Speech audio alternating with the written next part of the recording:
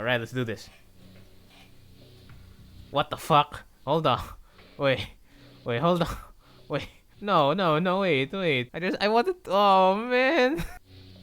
I was exploring the Lobotomy Corporation branch when my consciousness sinks into the depths.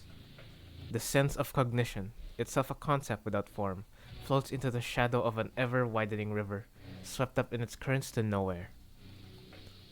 When we ran into an abnormality.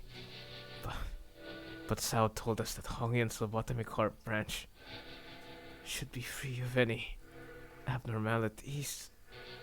The abnormality, which had appeared out of nowhere, was more otherworldly than any we'd encountered so far in our journey, and deep blue.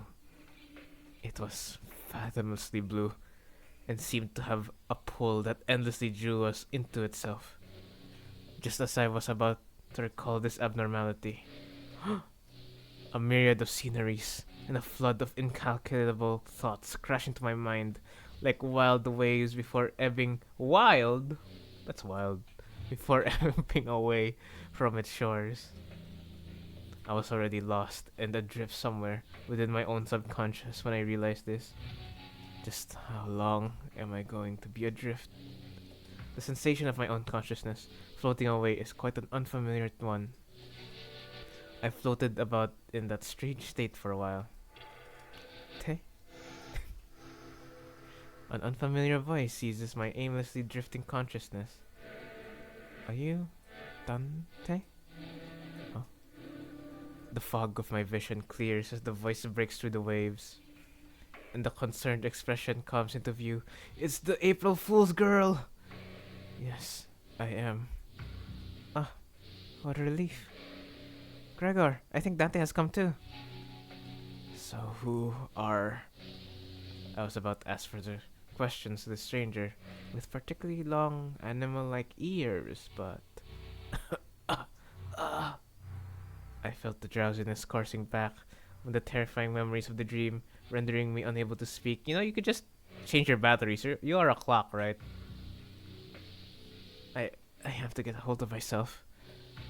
After an indeterminate amount of time had passed, I barely managed to wake myself from slumber, to get a grasp of my surroundings, only to find myself surrounded by more unfamiliarities. Oh, look at her. I don't play Arknights, I'm a fake fan. But look at her. This is proud to see Limbus company filing collabing with people. Oh my god. We are in the golden age of Limbus company. Praised be Kim Ji-hoon. I barely managed to wake myself from slumber to get a grasp of my surroundings, only to find myself surrounded by more unfamiliarities. There was that stranger from earlier, sitting atop a rock and silently taking in the sights. A young girl who probably saved my life. Wait, so were those animal ears after all? Okay, that's not important right now. I have to prioritize figuring out where in the world I ended up in. So where? We're standing by the Iberian coastline. How are you feeling? A little out of it, but I'm okay otherwise. Iberia, huh? How can she understand me? Hold on. She can understand me. Hold on, wait. How the hell? Wait, what? You speak clock? Oh, wait. Yes, we're in Iberia. Well, given that we're next to an ocean, maybe I drifted all the way to U-Corp, Great Lake. Iberia was an unfamiliar name, but that was all I had to go on, given that the city was still full of more unknowns than knowns to me. I radioed your colleagues when you briefly woke up earlier. They'll be here any minute. I see. Wait, my colleagues? You must have run into the sinners then.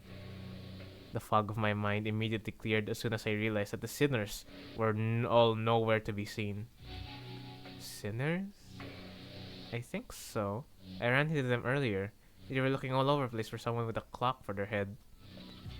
It was a pretty unique description, so I could tell right away you were the person they were looking for. So this clockhead does come in handy. Gonije. Dante. I'd woken up. in an unfamiliar place to an unfamiliar face, and in the midst of all around sense of displacement. The faces that appeared before me were certainly a sight for sore eyes. Gregor, Hong Lu. Miss Rabbit here told me she found you unconscious by the ocean, and phew, I came as fast as I could, and oh boy, I was worried that something bad might have happened. Glad to see you're doing fine. His back is about to give out. Were you lost at sea? I don't know. Well, I do think I'm fine though, I guess. Not having any way to drink water's finally come in handy. You should get that checked out just in case. Wait, your head's waterproof, right? Gregor takes a moment to steady his breathing, then mutters a casual quip as he lights his cigarette. He doesn't seem that concerned. Maybe we're not all in that much danger. So, what happened? Where are we?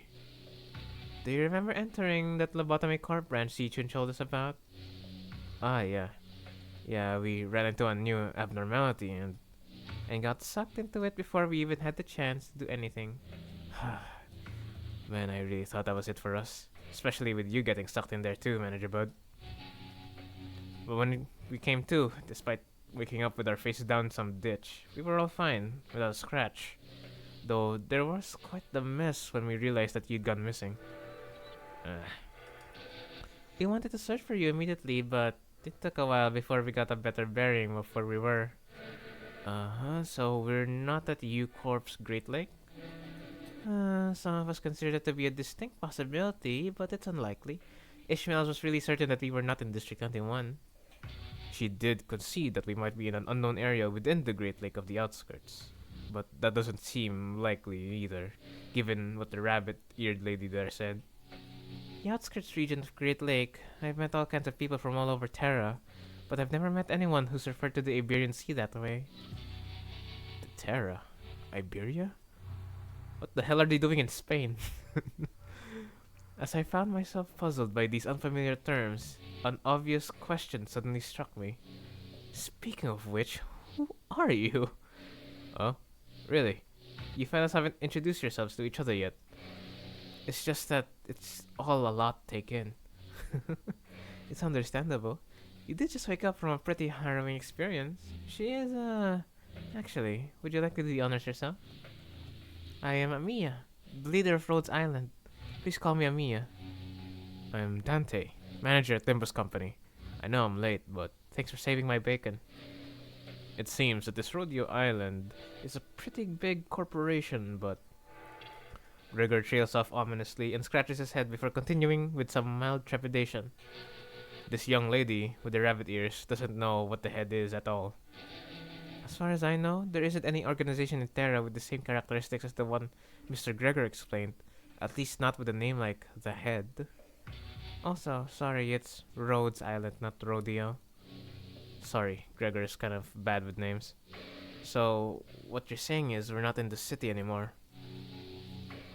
It'd be weird for any higher up at these huge corporations to know less about the Head than we do, let alone be completely clueless without it.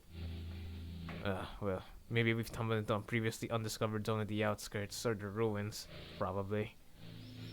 Or maybe we've really found ourselves in a completely different world. It's so happy. If their conjecture is correct, we're in way big trouble than I thought. This wasn't the time. This wasn't like the time we accidentally stranded ourselves in the outskirts via a door in the corridor. Amiya stared at me with some concern as though she felt with my distress. Oh yeah, I remember Dante, Dawn, and Heathcliff went to that fucking Christmas door. And they almost got stuck. Otis got so pissed. I think she can draw a connection to something else that's happening here. Really? Yes, recently, anomalous signs and events have been occurring in Iberia, ever since a mysterious dimensional door opened at sea. And it's been said that this dimensional door is connected to something very, very distant. To something that we've never observed before, so... Seems reasonable to theorize that the dimensional door is now... We managed to cross this world. I really would have appreciated Faust's thoughts. Where'd all the sinners go anyway? A bit late on the uptake to be gawking around for sinners now, don't you think? They're at the settlement near here, where they're all helping out with the various odds and ends of the village, while taking turns searching for Dante, of course. You know, I never thought about how difficult it would be to search for someone when we're like fish out of water, too. Man, barely even got a wink of sleep since yesterday. It's been days? Oh, everyone's got to be really tired then. So it's just the two of you for here, two of you out here for now. No, Ishmael and Yisang are the other half of the search party, and we just happen to be the last group in the rotation. They must be searching elsewhere to find you, Manager Bud. We got the news early thanks to Amia's comms gear, but the other team didn't. Yeah, we got lucky. Your team, well, we don't have any way to get in touch with them, so they'll probably continue their search until their shift is done. Oh, are we talking about that village you mentioned earlier? Uh-huh. Right. You've not been there yet, right? I guess it's a bit off the beaten path. Well, we're going to have to rendezvous with the other sinners now anyway. So let's head to the village for now. Uh, Something seemed to pique Amia's interest as she fell into a contemplative silence before carefully speaking up. I would like to accompany you there. Sure, I don't see why not. You helped us find Manager Bud, and more importantly, you seem to know a lot more about this place than we do. I actually don't know Iberia that well either, but I should be able to be of some help. They've closed their borders and practically locked out any foreign influences from affecting them, but I did get a briefing before the mission. Closed borders, huh? So, how'd you get in, Miss Amiu? We followed Dr. Calcit's directions and illegally crossed the country border. Illegally? Illegally? Oh, does that mean you crossed the border without obtaining any permission, Amia? We had to cross the border somehow in order to investigate how and why the dimensional door came to be. Huh. So is it normal for pharmaceutical companies to be doing that? Large pharmaceutical companies often dispatch their agents for mission. Yes, Rhodes Island is, in its essence, a pharmaceutical company researching treatments for people infected with oropathy. But we also work to prevent and assist in the management of various situations that can occur in high-risk areas. High-risk areas? Oh, wait. What about your companions? I thought you came all the way here on your own. That's, we were forced to split up due to certain forces that were in pursuit. Wait, stop. This twitch as she came to a stop and began scanning the surrounding area. That's there. Wait. Then there. As we stood confused, Amia noticed something pointed towards the shisho or hidden behind large and crag rock formations. What are we supposed to do, huh? Scatty! Okay. She's the only one I know from Arknights. Because let's not, bickering with two familiar faces. Again, move. You're in the way. You needn't worry, as you do. We have had ample experience battling monsters who are much like them. Huh. Listen, I'm not worried. Come on. Better to have 3 fighters than 1, right? Besides, you're the first person we ran into here, so we've got a lot of questions to ask. Yisang, Ishmael! Dante, you are unharmed. And here I was, getting ready for a 3-day-long search. What a relief. We were all worried that we might not be able to find you. We managed to find them thanks to the help of Miss Amia here. Amia? Are you two acquainted? Not a good time for a reunion. Can wait until after we take out these sea monsters. Skadi? Are those organisms the seaborns Dr. Calcit mentioned? They're the sea terrors, to be specific. The less sophisticated ones among them. And they're probably here for me. Sea terrors? I hear the sticky noise of something viscous slithering against the rock. What the fuck? I know there's gonna be like Rule 34 artists banging away with their pens, drawing away, kill rent free because of that one fucking message. When I turned to face the origin of the unsettling noise, I smelled the heavy, wet scent of brine. Oh shit. At the end of my gaze awaits gaze. Strange monsters, unlike distortions, unlike abnormalities, unlike anything I'd ever seen. As though the sea itself was encroaching on the land. I was almost certain we weren't at the Great Lake, but I'm not so sure anymore. Her experiences with the thick scent of brine at the Great Lake must have put her in a wary mood, as Ishmael seemed to be in a lot more apprehensive about these monsters than anyone else. Do you think those creatures could be whales or mermaids? I don't know. The Great Lake and the outskirts are full of unexplored mysteries after all. Huh. Dante, what do your senses say? It's unclear. The closest comparison I could make is the whales, but even that's not conclusive. Huh. More enemies on the horizon. We should prepare for battle. Doesn't seem like we can talk things out with them though. So let's take them out. Okay, I wanna see my egos. So from what I read, Honglu's ego should be used again and again and again and again. Oh my god. By the looks of it, hear me out. They did say something about the wet, slimy, viscous liquid sliding against the rock. Hear me out. It's possible, right? I wonder what Ami is thinking. Imagine seeing a bunch of people you know barely, and then they change into entirely different forms. There's one guy that transforms into a horse, the other one with snake arms, and then some dude with a guandao. It's like, how are you special? All remaining egos. All remaining enemies have retreated to sea. Good work, everyone. Phew. Didn't think I have to deal with anything remotely like this outside the Great Lake. You can say that again. I would have taken us the whole day if Skadi character didn't occupy the other half while Miss Rabbit helped us from the distance. As we were catching our breath after the battle, I heard a brief hum. When I turned to look at the source, I saw Skadi glaring at me with palpable alarm. Strange people who transform in the head of a clock. I guess they're both technically true. Well, it's nothing more than a theory at this point. I think they have a lot to do with the dimensional door we're supposed to be investigating. Nice to meet you, I guess. I only hear a ticking clock. Oh, that's because only us sinners can hear Dante's voice. Huh? Oh, what's up? No, I'm just wondering how Miss Amiya can seemingly understand Dante. That's what I was saying. Yeah, what's going on there? Yeah, it completely flew over my head that I didn't even question how weird it is. Their voice sounds like a ticking clock to me too, but I don't know. It's almost like I can sense what they're trying to say, what kind of emotion they're trying to convey. Plot convenience! Congratulations! You got blessed with plot convenience.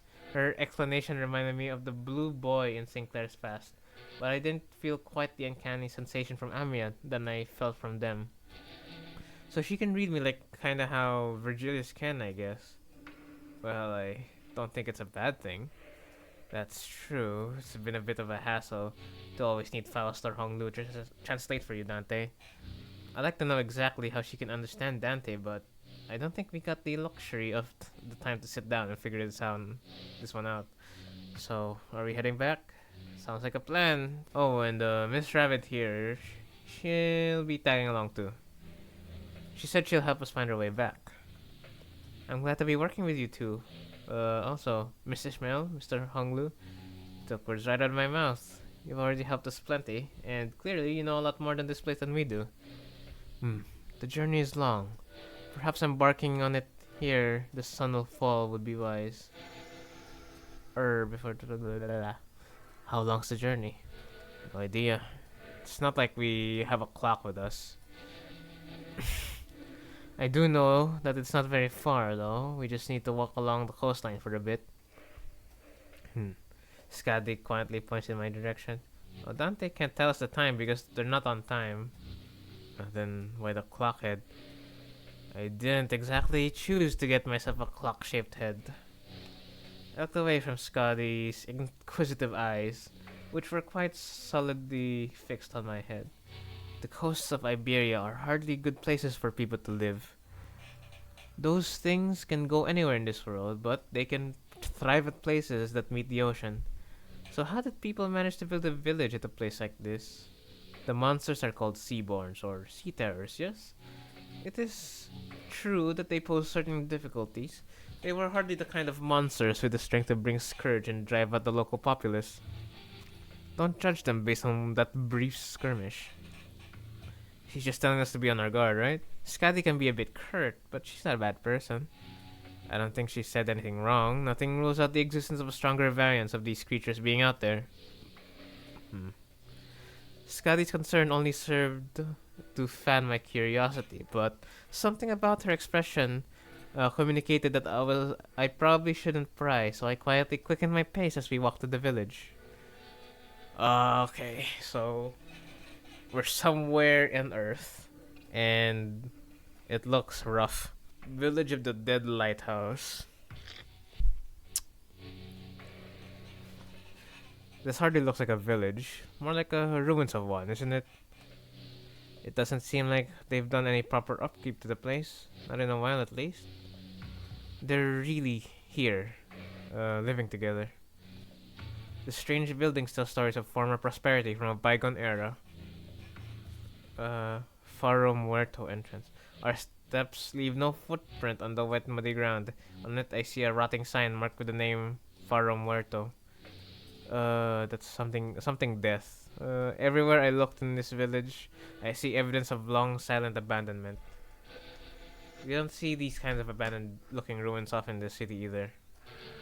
Well, yeah, there's always someone or something out there waiting to capitalize on that free real estate, be it a syndicate or a corporation, and fix it up better than this, at least.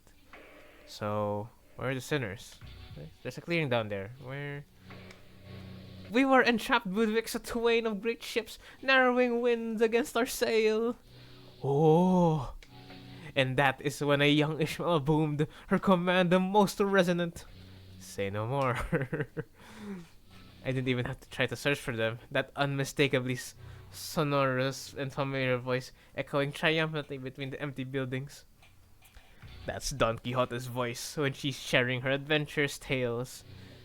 And there she was, standing atop a low podium like an actor on stage, regaling a group of people in rags with tales of her adventures like a traveling thespian.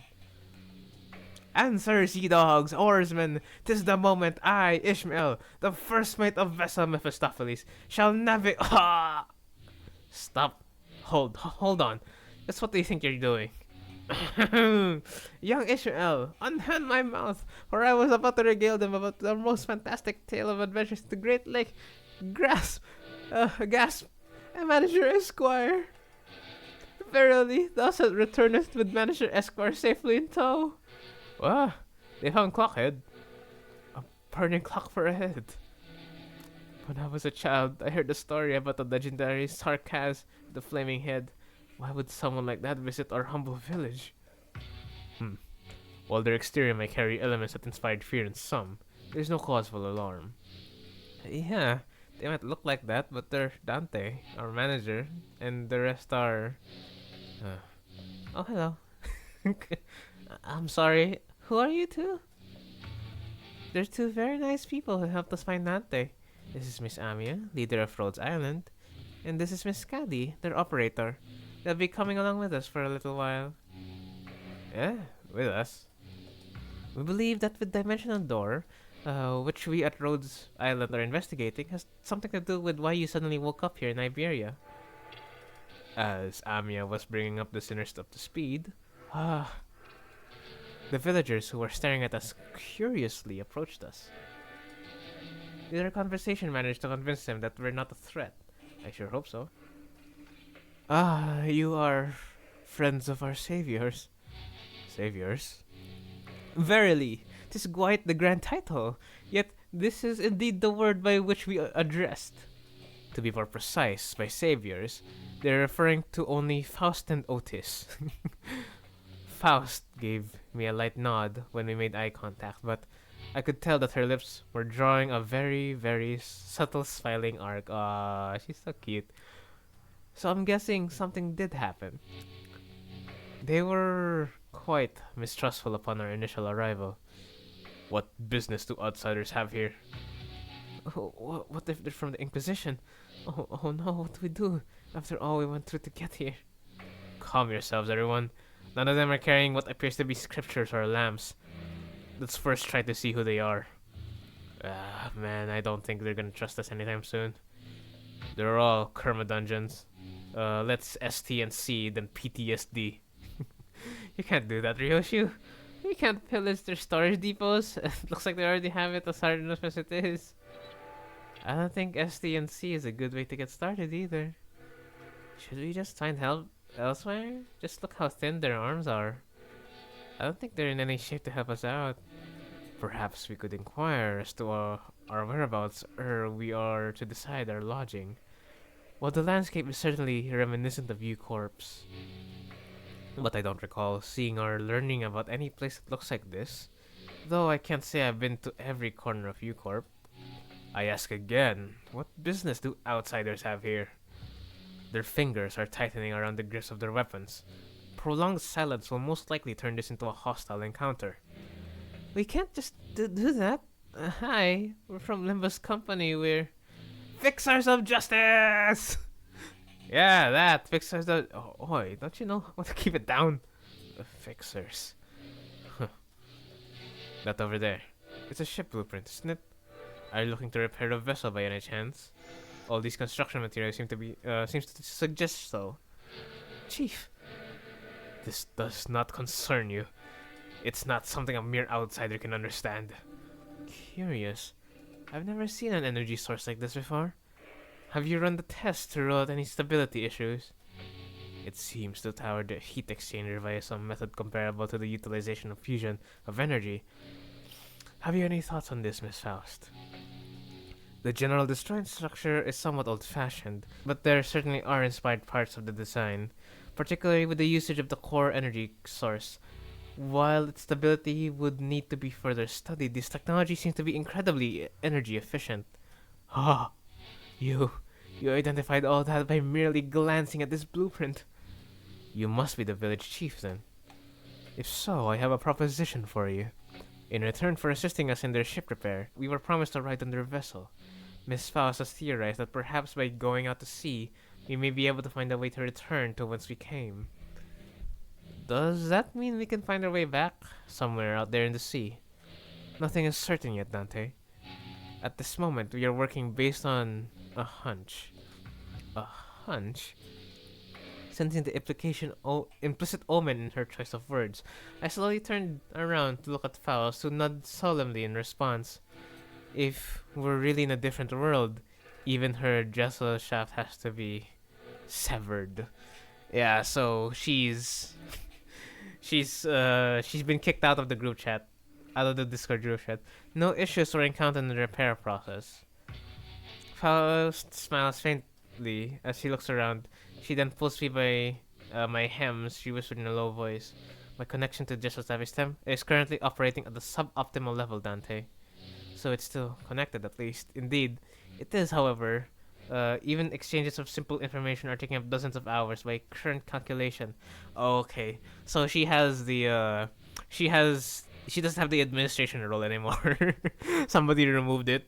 Probably NCorp Faust. Is this a warp train situation? Because we're in a different dimension?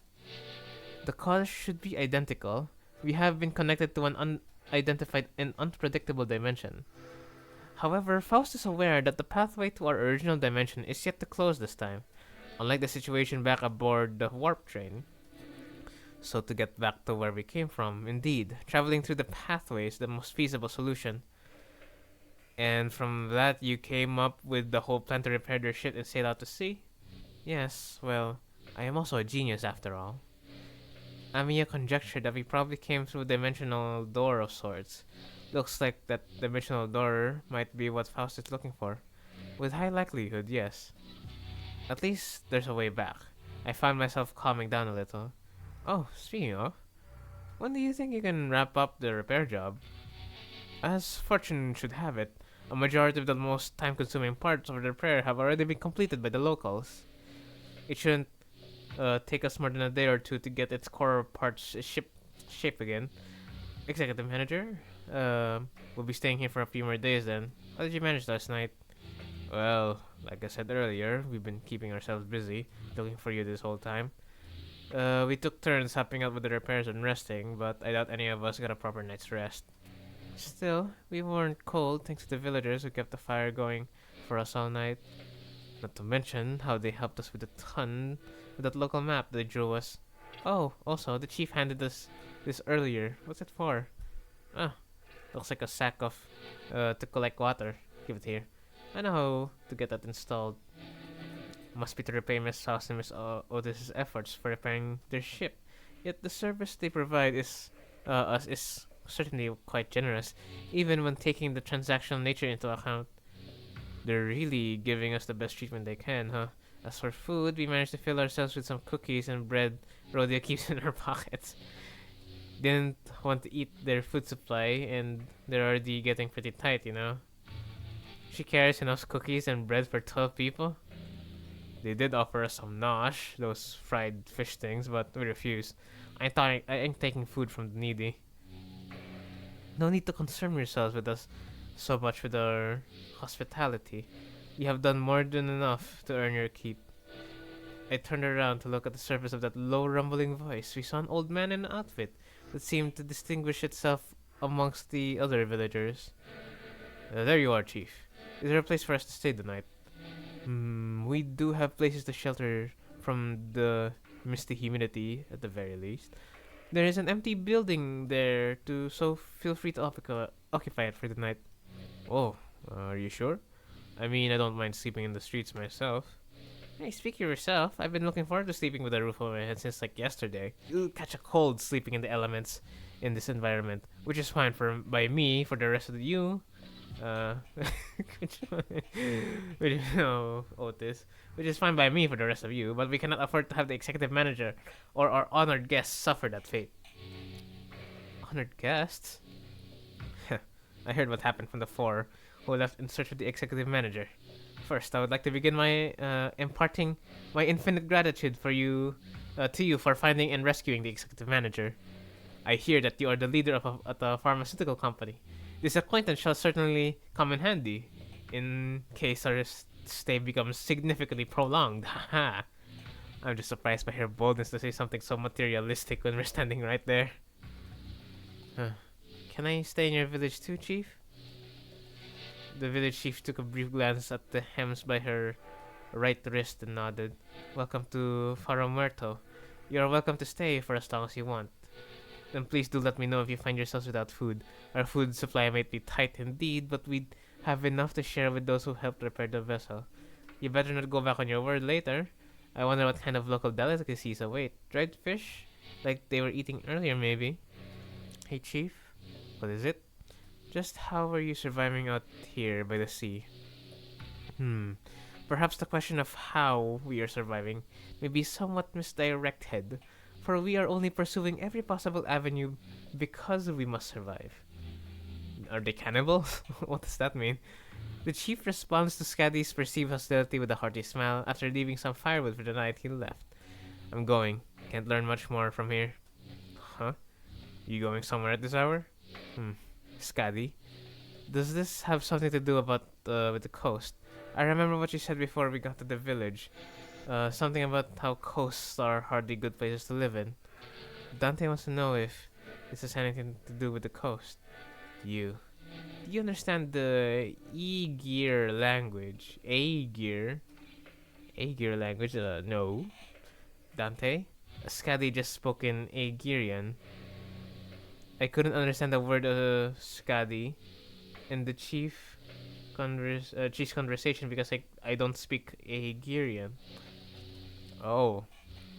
It may only be that there were enough lexical similarity between one of the city's languages and the language Skadi spoke in for them to comprehend the meaning.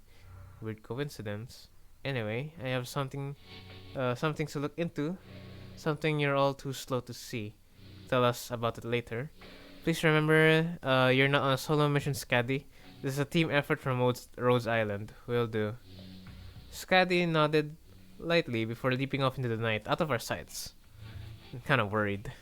She's not the best with people, but she's also pretty thoughtful. She'll be okay. So should we head inside? The sun's starting to set already. Oh, yeah. We should probably just pick an unlit building and stay there, right? Trying our best to ignore the mood that was starting to turn awkward, we made our way into a nearby unoccupied building. We walked past a few narrow buildings. Now we're ready. With the curtains of the window removed, smoke has an exit. Oh, I thought we were doomed to shudder ourselves to sleep with soaking wet firewood and all. I had no idea that would work. We just have to set a small fire going underneath it until the wood dries up and catches fire. Downside being all this smoke. It's clear that she has some field experience, unlike some fools I know. I shan't sit here and let her carry the burden of labor alone. Bequeath upon me thine ingredients, young Rodion, for I shall conjure thee a pot of special fixer soup. You're making a soup with cookies and jelly? No, no, no, no, no, no. You're not getting anywhere near the kitchen again. Not after what you cooked us up last time. Well, I must admit to a certain level of interest. As many of our fellows viscera are oft wrecked with intense agony upon ingesting dishes of your making, perhaps it will be wiser we save the occasion for a safer environment. Of course, he's the one who wants to eat the most horrific abominations she makes. Oh my god. Right. Don't you remember? We agreed to leave cooking to Mir or OT if we're ever in a situation like this, remember? Did we? I see. I think that's become sort of an unspoken rule after everything that happened. Remember, back during last year's cooking contest at K-Corp, there were only 2 people who managed to get remotely positive reviews. Oh, does that mean we'll get to try Otis's cooking once again? Denied. We still have plenty of high-calorie foods like cookies and jellies here. I find no reason to do something so inefficient. I'm glad to see everyone still energetic given the circumstances. Can't be easy to suddenly wake up in an unfamiliar environment. Well, we're all quite used to getting thrown into unfamiliar places. Speaking of which, did you manage to reach your colleague, Zamia? She shook her head, concerned. They might have lost their comm devices, or maybe they ran into some other trouble. Could they be in danger? I don't know, but I'm sure they're okay. The doctor, Dr. Calcit, they're both more than capable enough to look after themselves. Long have this curiosity lingered within me. Thus allow me to inquire. Corporations are, by their nature, organizations in pursuit of profit. Yet the activities of your corporation resemble those of charity organizations, as opposed to a pharmaceutical company. Is there aught that might explicate this blurred distinction? Aha. I wanted to know too.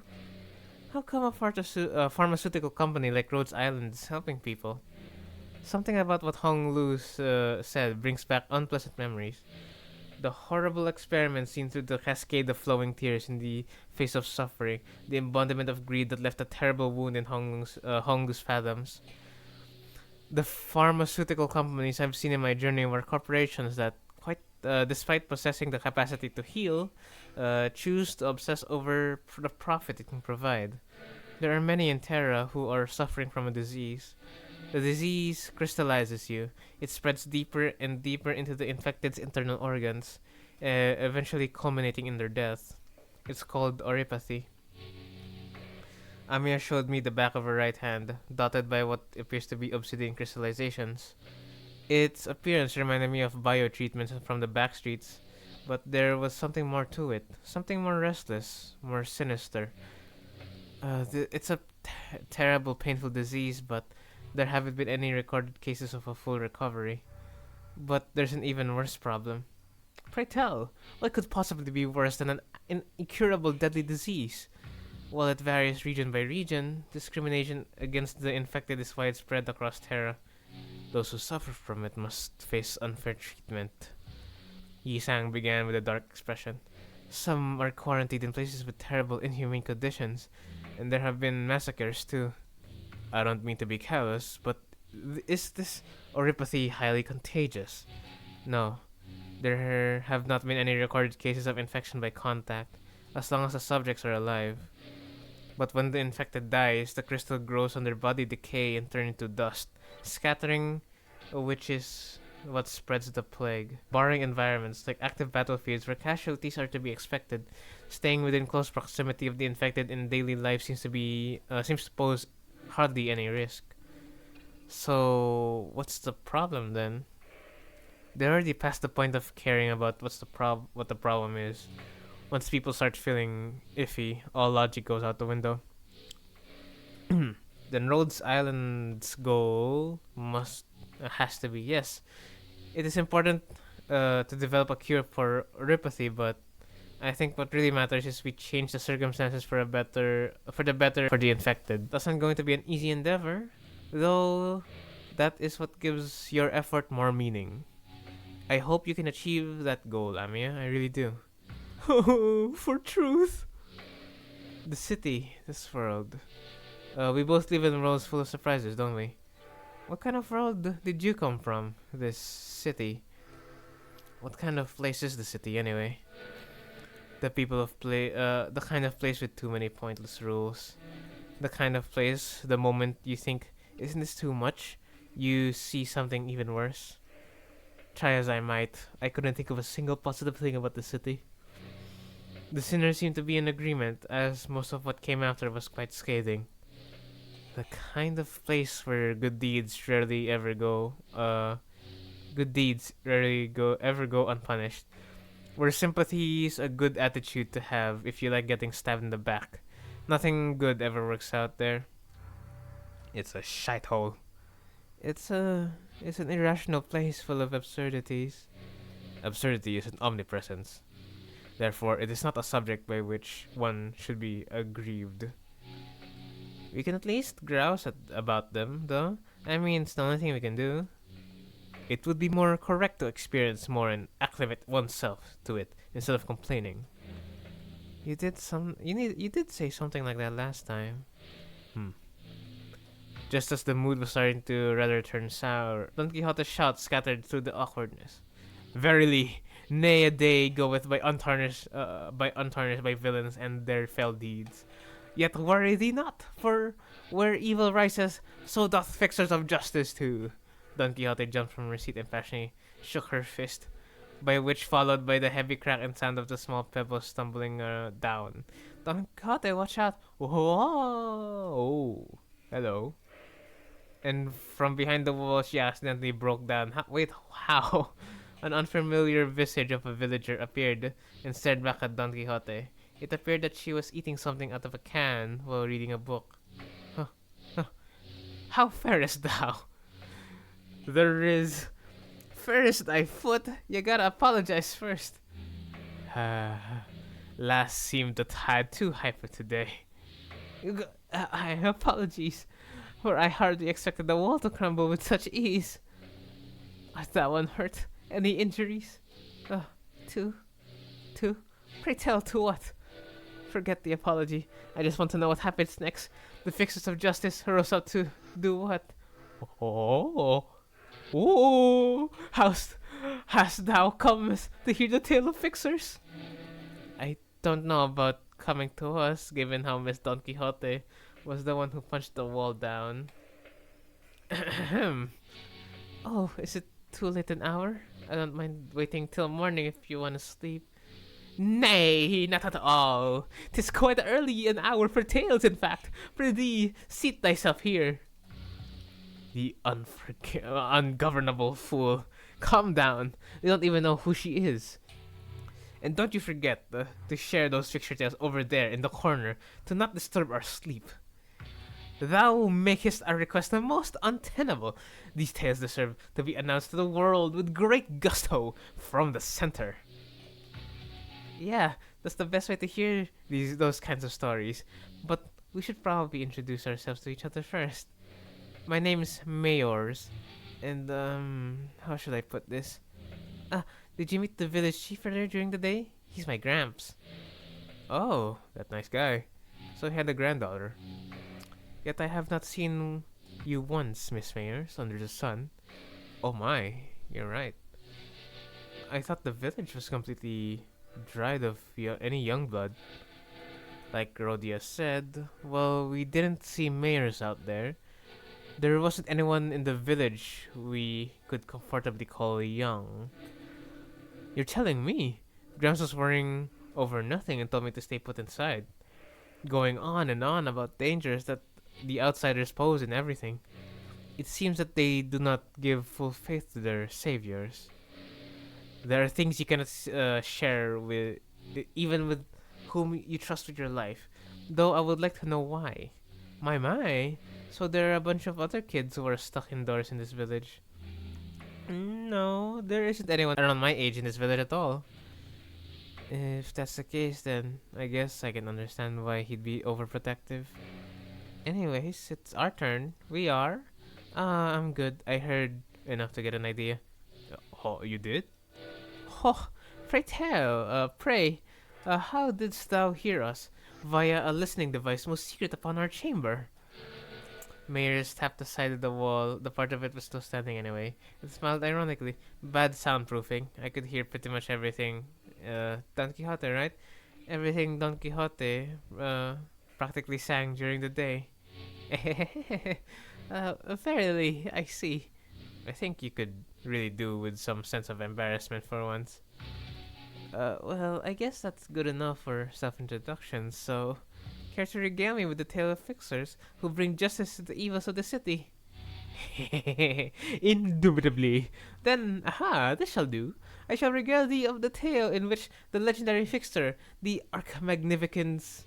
Magnificence herself, the Red Mist. Red Mist!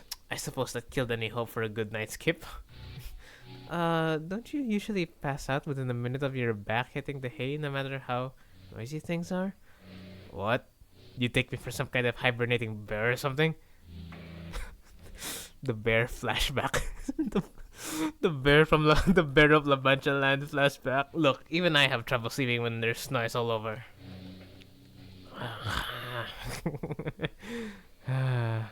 I'd say bear in hibernation is a pretty apt descriptor.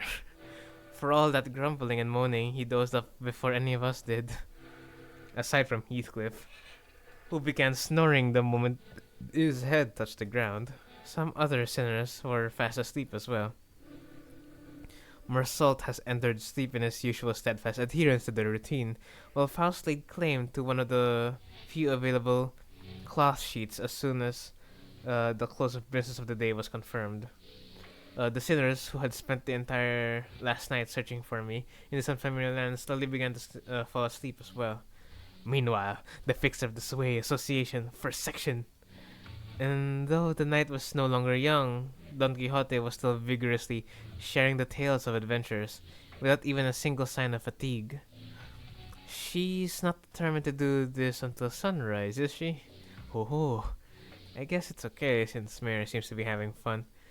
As I continued to watch the pair with some mild concern, Amia, not yet asleep, approached me.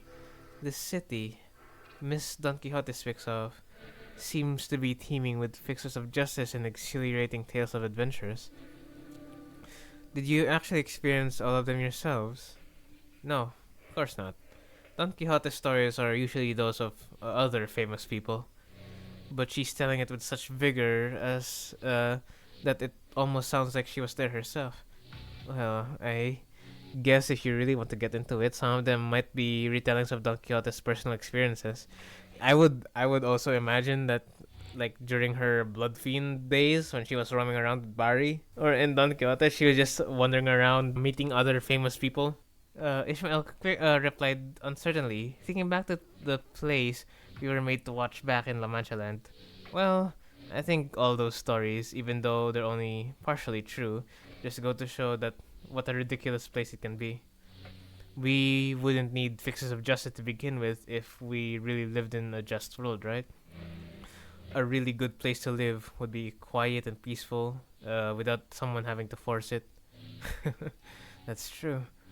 I hope there'll come a day when Rhodes Island can be can be a normal pharmaceutical company in the future. Huh? Something wrong? No, I just thought Miss Mayers and I made eye contact. Did she overhear our conversation? I looked in her direction as well, but all I saw was Miss Mayers excitedly reacting to Don Quixote's tales. Oh, and what happened then? And thus spoke Lady Otis boldly before the soldiers who stood in our path. Thou presumest to stand in our path, servants of a master most unworthy. I, Otis, shall educate ye on how manner maketh. Don Quixote was now retailing of the stories of Limbus Company's adventures in Hongyan, and Otis, who could no longer stand Don Quixote's unintentional alteration to the story, jumped to her feet and shouted, "Damn it! What kind of nonsense are you feeding her? I never said anything like that." Verily, certain aspects of this retelling may have been exaggerated. That's Tales of Adventures for you. Things are bound to get a bit dry when story is told too realistically and as is, right? You know, nothing, not even anything resembling a proper record or a book, remained once. The profound silence swept through this village. So I've always had a craving for these kinds of stories. But Iberia doesn't stop Iberians from emigrating, contrary to their tight immigration control. Have you ever thought about leaving this place? It's still a challenge to cross the border, especially since we're going to have to pass through larger cities that are managed by the Inquisition. You don't seem to be particularly fond of this Inquisition. Why is that? That's because this village was formed by people who grew tired of living under the Inquisition's rule and fled. I just realized how ridiculously far Arknights players have to go through just to get to this part of the story. Imagine having to go through like every single boss encounter. You have to go through Bongek, like Yisang's boss, and then you have to go through Ahab. She's kind of easy, but the Silt Current, oh god, I fucking hate that one. Then you have to go through Ricardo, then you have to go through Don Quixote, and then next you have to go through Ricardo again. The sweepers, the Arknights fans, they can't even reach this part of the story, even if they wanted to. It's gate kept throughout the entire cantos. That's so funny to me. That's because this village was formed by people who grew tired of living under the Inquisition's rule and fled. It's hard to hear that, but what kind of organization is this Inquisition? Sinclair asked, face turning cold upon hearing the word Inquisition, and that people fled from it. Yeah, the Nagaland hammer we saw back at Call aren't the kind of memories that are so easily forgotten. According to Dr. Kaltzit, the Inquisition is what filled the power vacuum once Iberia fell into chaos. It's the Inquisitors that are the rapier and lamp-wielding protectors of the Iberian cities from lawlessness. Well, you don't really expect the Inquisition, so they just took what they can. That alone kind of makes them sound like good people, though. Yeah, they are, but there's the Church of the Deep.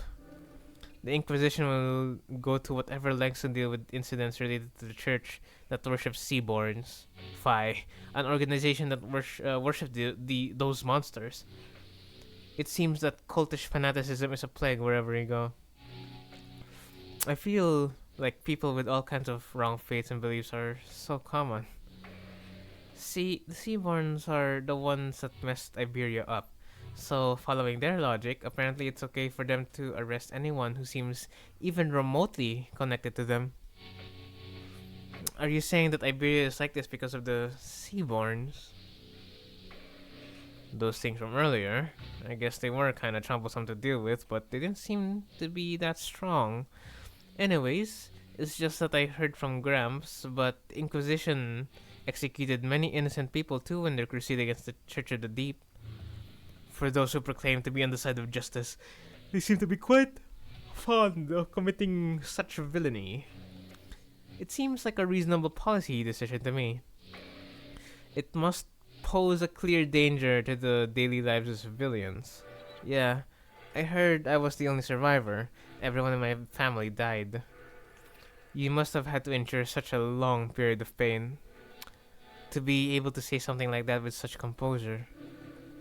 For Iberia, they are heroes who will bring back the land back to its glory days. But to Gramps, they were just oppressors, making his life difficult.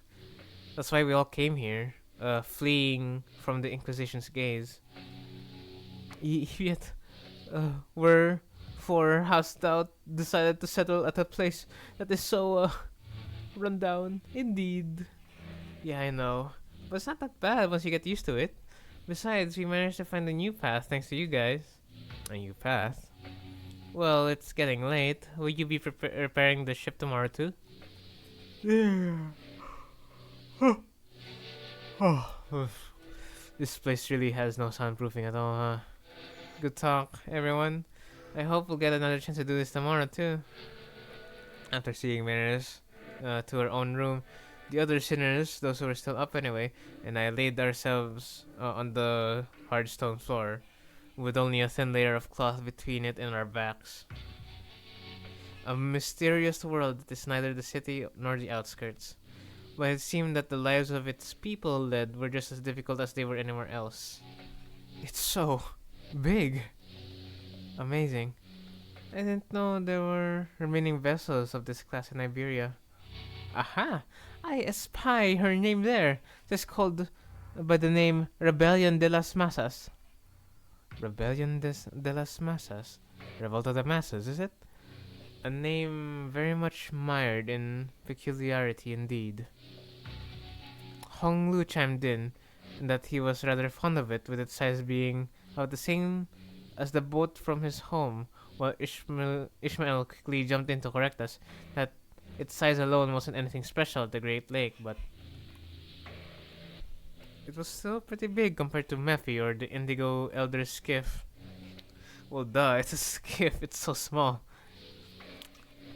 I thought it was going to be somewhere around Mephi's size, but most. Are you sure you can get this ship fixed in a day or two? As I briefed you yesterday, the great majority of the time-consuming repairs have already been completed by the villagers. The extent of our repair efforts only concern a few components within the vessel that the villagers could not repair, which shouldn't take us much time. Unless parts that are unfamiliar to Faust are also malfunctioning, such as core engine, remaining parts should be sufficiently managed by Faust. Despite Odysseus' confident declaration, I could not help but feel oddly unsettled as I look back at the ship. I don't know why, but something tells me that we don't want to linger here for too long. Still, please be thorough about it, just in case. I'd rather not sit on a sinking ship again. The experience at the Great Lake was enough. Do not worry, Dante. Unlike Mephistopheles, most functions of this vessel, buoyancy, gear, propeller, steering gear, are all in operational capacity. This repair should be much easier than the case with Mephistopheles. They seem to be confident enough. It should be safe around this time, right? Are we taking that rope to climb up to the ship? No, there's a lift-like apparatus down there. It should take us up to the ship. Its stability was verified yesterday. Let us board the lift. You're 100% certain, right? The boat is afloat right now, Dante. I don't think it'll be sinking anytime soon. Wouldn't that be nice? Oi, are you two just going to faff about down here? We're heading up now. No, we're going with you. As I made my way into the vessel's bridge. Whoa, fancy. I was greeted by the extravagant interior that was as gaudy as its exterior. This isn't real gold, is it? Sure is shiny as second here. I've got butterflies in my stomach. A.S. Aesthetically satisfying, she says. Without blood? But too ostentatious, not quite my style. Our young Mephi is also quite the excellent vessel. Yet imagine the adventures we could embark aboard this vessel, most lavishly decorated. As Faust and Otis were once working on one of the control panels, Ishmael walked up to another and interfaced with it before giving a knowing nod. This must have been an investigative or research vessel of sorts, but it does seem to have it seemed to be a bit extravagant for one of those, though. Look, coordinates updating in real time, it seems. The coordinates seem to have been set to somewhere out in the middle of the ocean. Maybe it points to a small islet. Nope, no islets here. Ah! But blimey, lass. You sure know how to speak up during you sneak up on people. Mayors? What? Did I actually surprise you? I did ask if you guys were gonna come fix the boat today. Still, I didn't know you were gonna be here. Huh. Why are the coordinates set to this location? There are several undersea cities beneath those coordinates, collectively known as Aegir. Gramps' home. I see, understood. So he came from the underground. He came like from Atlantis. Where the fuck is what? Wait, are they Atlanteans or something? What was understood, if I may ask? It is not understood why the promise to repair the ship was sufficient to earn their trust and the title of saviors. What's she on about? Get someone get translating, consolidating and cross-referencing the observed particular circumstances of the village and the statements from the village chief, alongside information garnered from the exchange with the mayors. It is possible to gauge the significance of the ship's repair as to the local populace. Of course, while this may constitute as a separate logical connections that pose a certain challenge for Heathcliff to comprehend, to employ any degree of effort to attempt to explain it in more distinguishable language would constitute a pursuit of inefficiency. Ah, lower the baton, I implore you. I shall explain it in full. Ah, I was wondering when Miss Smartass would start gabbing like that again. So what's she on about? Heathcliff's shoulders were relaxed. It didn't seem like he was actually going to swing the bat. He placed it lightly over his shoulder with a sigh. A brief observation of the village seemed to suggest that their subsistence situation was quite dire. Much of their daily sustenance consisted of dried food, most of them made from long-term storage purposes. Considering what Skadi said about how the coastal areas are full of danger, maybe those dried seafood aren't from around here either. Maybe it's from the food they packed when they first came to Faro Muerto. Some villagers were armed, yeah. Those sea terrors weren't exactly that formidable, but given that the state the villagers are in, I doubt they have an easy time repelling those monsters. Indeed. And that brings us to the question of sustenance. Right. I get what's going on here. The lass and her granddad about to visit her hometown, and they're trying to get some food supplies from there to feed the villagers. And to convince them, they're planning to use the fact that they're from the same neck of the woods, or sea, I guess. Oh, so we're not just repairing their ship, we're repairing their food supply plan too. Huh? What's wrong? Well, the expressions were rather crude. Heathcliff's summary of the situation was clear, to the point, and easily understood. The sinner stared at him with mild surprise. And I did too. What's with them annoying looks? Oh wait, you sods. You don't think I'm that dim-witted, you? Top-notch intuition. TNI. It's just that it's been a while since you've shown this side of yourself. Thinking back, Heathcliff's intuition has always been excellent, and he'd often put together surprisingly accurate conclusions with impressive speed. You know, when you really think about it, it's kind of your fault for... Ah! I've been too soft on you lately, haven't I? Oh, get back here.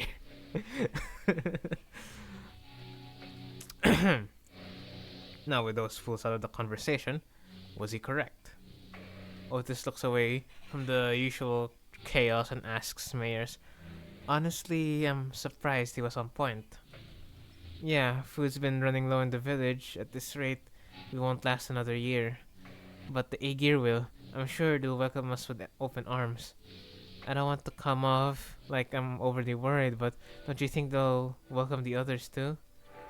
Unlike mayors or chief, they're not Aegir. I believe they will. Iberia suspects and hates the Aegir for no other reason than we're from the sea, but our home cannot have fallen so low as to abandon a group of starving and land dwellers. Well, I wouldn't be too sure on that. I have a combat encounter after this. Prithee, might thou explain to us who the Aegir are? I had initially thought it was a reference to a region, yet it also seems to refer to an affiliation of sorts. Maybe there's something like nest dwellers, though I don't think I've ever heard of a nest that accepts backstreets people with open arms. Or maybe they used to be some rich folk. If they call them nest hops Aegir here, then does that mean the rabbit-eared last Aegir too? Huh? Wait, in the world you came from, do they not distinguish between races? That is not entirely true. Delineation between races is a concept that does exist. Though I only saw them in the Fathoms, there were those terrifying things called the cuckoo spawns. However, as a general rule, it can be said that humans should be the only intelligent life forms in the city. The people of Terra have slightly varying appearances depending on their race, like my Kautus ears. And I've got pointed ears because I'm Aegir, though it's not characteristic every Aegir shares. The closest idea to what they are discussing appears to be, Don Quixote seemed to be struggling to finish her sentence. Mersault stepped in to continue. By context clues and the manner of word usage, including the means of classification, the closest example in our world would be blood fiends. Similar external appearances to humans, different natures, comparable sapiens. It is of my belief that blood fiends are ostracized due to their nature that maketh coexistence with humans difficult. It may be that the Aegir are also. I'm sure some of them do possess qualities that make coexistence with others difficult, but they're probably rare. Then, wherefore are they made subjects of suspicion and hatred? Well, Well, the language is new, but the idea itself is pretty familiar to the city folk like us. Think of feathers of fallen wings, kids born in the back streets, people who replace their body with parts with prosthetics. The form differs, yet its essence we find the thread. Something about how we keep finding these similarities in the ways of our lives, despite finding ourselves in a distant world with different rules, races, and humans. Felt oddly discomforting. Really? Well, if anything, it kind of unites all of us. The suffering is shared, right? The point is, you guys are doing us a real solid by fixing up the ship. Let's kind of move on from these gloomy conversations, okay? I want to show you the cooler parts of the ship. This way. The ship tour may have to wait. The repairs are almost completed, but an issue has arisen. Issue? Whoa, that's not reassuring at all. Multiple life forms identified ahead, assumed to be a sea terror horde. The ship's radar system seems to suggest that the vessel is surrounded. They're the same monsters from yesterday. Executive Manager, please order us to prepare for the battle. Damn it. Are they the sea terrors you encountered? They look a bit different, but yeah, probably. There's a lot of them, but if our last experience is to tell us something, we should probably be able to handle this. Amiya, please support us in battle like you did yesterday. Canst thou fight, young mayors? I feel like I'm just gonna get in your way. Then, guys, find a place to keep mayors as far as possible from the battle. Then let us hurry down there. We don't want to keep damaging the ship any further. The remaining entities have all returned to the sea. Is everyone okay? It was just like our last skirmish. The sea terrors that had surrounded the ship returned to the sea even before the battle came to an end. The retreat felt too orderly and deliberate to just be running away. It's almost like they're making a tactical retreat. We're doing peachy, but what about the ship? Fao, is the ship okay? Minor damages to the hull, but nothing that will impede the ship's operational capabilities. Phew. So, I noticed during our battle, I might be wrong of course, but I think I noticed how around the end of the battle, those monsters were starting to go after the manager. You're probably right, actually. I noticed too.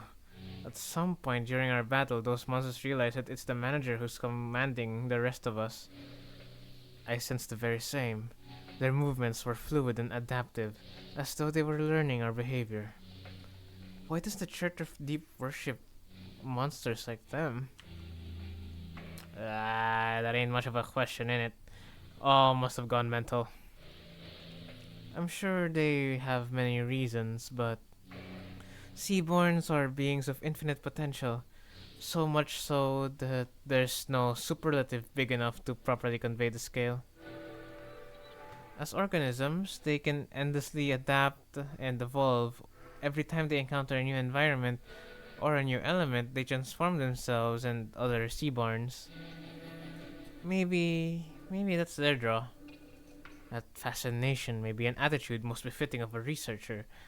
Yet, the transformation of fascination into idolatry is, if I may be so frank, not entirely positive. I find them pretty uncomfortable. They just remind me of the whales. Hmm. Then they adapt to learn a language to communicate with us. What? Going by everything we heard, I think they sound really smart. Mayer's eyes went round as Honglu's suggestion. She brought her hands to her mouth, surprised. It sure was something. I heard that there was a Seaborn who could talk. If non-humans speak the language of humans, regardless of its testament to their intelligence, I can only think of two possibilities as to why they would. One, to communicate with humans, the other, to deceive humans. More often than not, it's the latter. What about distortions? Some of them already know how to speak. Distortions are a phenomena in which humans transform into monstrous forms, which observed after the White Nights and Dark Days incident. Therefore, the example is irrelevant to Otis' supposition. White Nights and Dark Days. She whispered quietly, but as we were standing rather close to her, we all caught on to the hint of joy in her voice. The pillar of light in the city. Did it really? How have you come across this knowledge, Miss Mayers? Oh, that's... Ain't it obvious? We got the culprit right here. The storyteller lass who's been gabbling on with no end. Yeah, she's been talking non-stop all morning about all kinds of stories, hasn't she? Huh? Yet I have not gotten that far. You again. You didn't get so lost in your own stories that you babbled all about our company's secrets, have you? That's strange. So, she probably came in with us. She's probably an outskirts kid. I don't know. But at the same time, she has a family here in the Iberian Peninsula. How the fuck? Were they all like... I don't know. So, shit happens in the Feywild. This is something that happens in the Feywild. What the fuck? Wait, she knows about it. So she knows, or there's a seaborn or an abnormality that could talk that went through and talked to her. Strange. Nay, fee, I would simply not. As Don Quixote was subject to another round of scolding, Amiel stared out toward the sea, worried that sea terrors might start crawling to the surface once again before turning towards us. I wonder which of the two are, which of the two the Seaborns are. Their sense of self is really faint, so I don't think they'd be in either category. I think it's possible that they learned human language out of instinct that the power of speech might help them survive. It appears that you, Miss Mayers, are quite the expert on the subject of Seaborns. Your knowledge of them goes far beyond what fear for one's survival may yield, thereby suggesting a different means of acquisition. Do you by chance worship the Seaborns? I don't worship Seaborns. Seaborns don't have any hopes or wishes, just desire for survival. Miss Mayers, does that mean if Seaborns were somehow able to hope? Maybe so. Is that so? The repairs are complete. As we were conversing, Faust descended from the ship with a neatly organized set of tools borrowed from the village. Repairs completed. I'm guessing repairs are done? Yes, the ship is ready to set sail.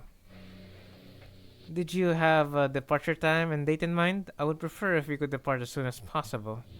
We don't have a set time or anything, but I think we should be able to set sail this late afternoon at the earliest. Soon? As you've seen, we don't have a lot to bring with us. By the way, how far out to sea do you guys need to go? We need to find this dimensional door of sorts. I could see the dimensional door's light from the beach at night. It was faint, but given how the light is strong enough to break through the sea fog, we should be able to determine its location somewhere around the coastal waters. So we can go back, right? Tonight? The first order of business is to relay this news to the villagers. Yeah, back to the village for now. Okay. We got a way out, but I'm guessing that there's gonna be like a fucking Ricardo boss at the end. Huge ass Ricardo boss at the end. I swear to God. There's something going on in the village. Oops. Yeah, I hear it too. I'm hearing people shouting and hollering. When we returned to the village, ship's repairs completed, we were welcomed by a rather hostile standoff. A quick count told me there were approximately 20 people assembled at the village square. Considering its population, that was pretty much the whole village. Who's that over there? Inquisitor. I think we've been found. Oh shit. The Inquisitor, dressed in a well-kept uniform, was about the same height as Don Quixote. The sword and lamp was hanging from her waist. Sits in the stark contrast with the more rundown ramshackle village. She almost looked like a fixer from the city. So the Inquisition has discovered our village. Did you really think that you could forever stay out of the Inquisition's gaze, citizen? That's a naive dream. Okay, hear me out. How cool would it be to have an ID like that, right? Oh my god, Faust. Or Don Quixote. Don Quixote. Because she has the N-Corp, right? The N-Corp ID. It would fit so good.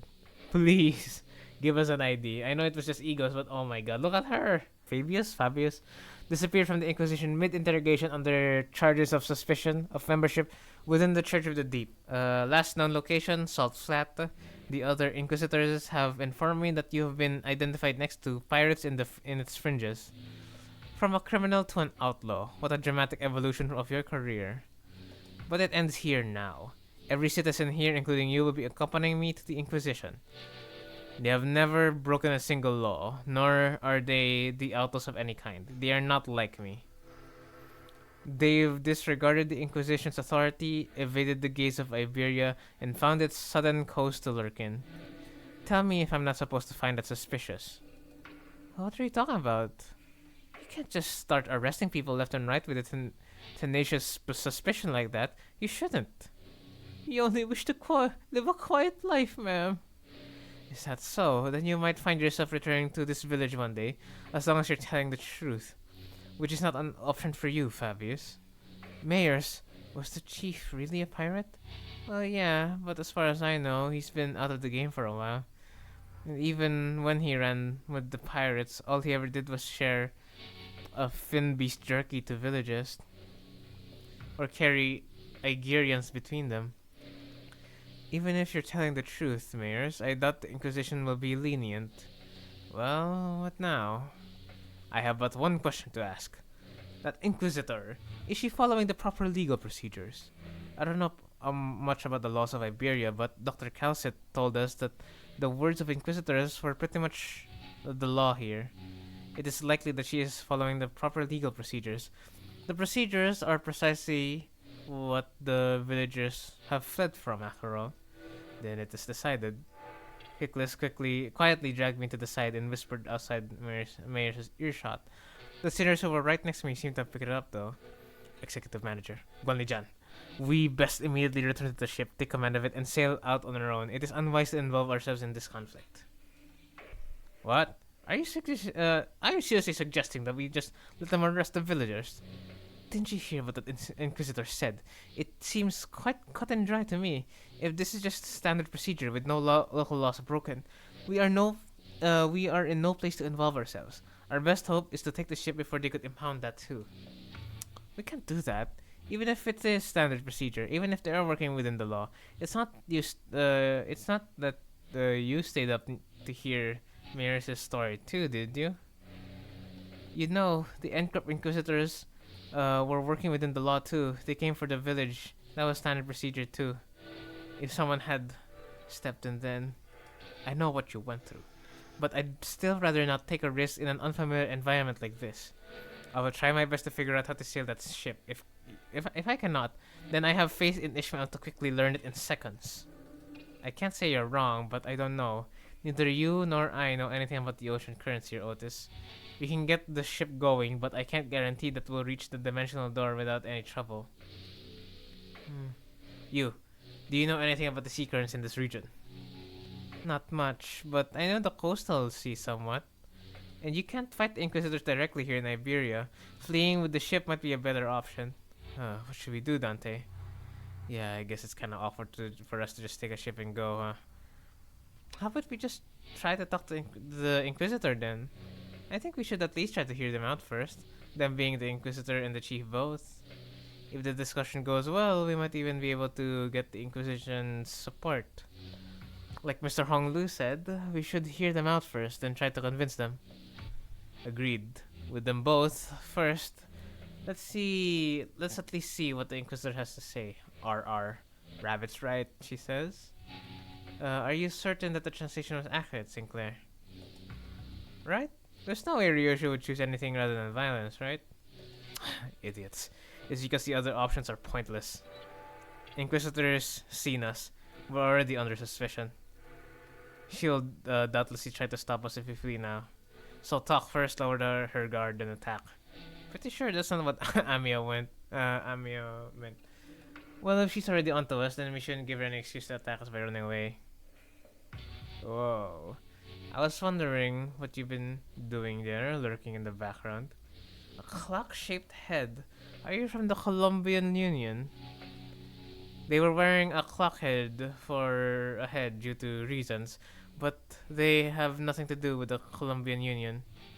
What's the Colombian Union? Tick-tock, what? Which language are they speaking? Regardless of whether you're not from Colombia or not, you're clearly not from Iberia, let alone this village. You're not wrong, but I think there's been a bit of a misunderstanding. I'm quite certain you don't know enough of these villagers to stand between them and an Inquisitor. How long have you been staying here? 2 days.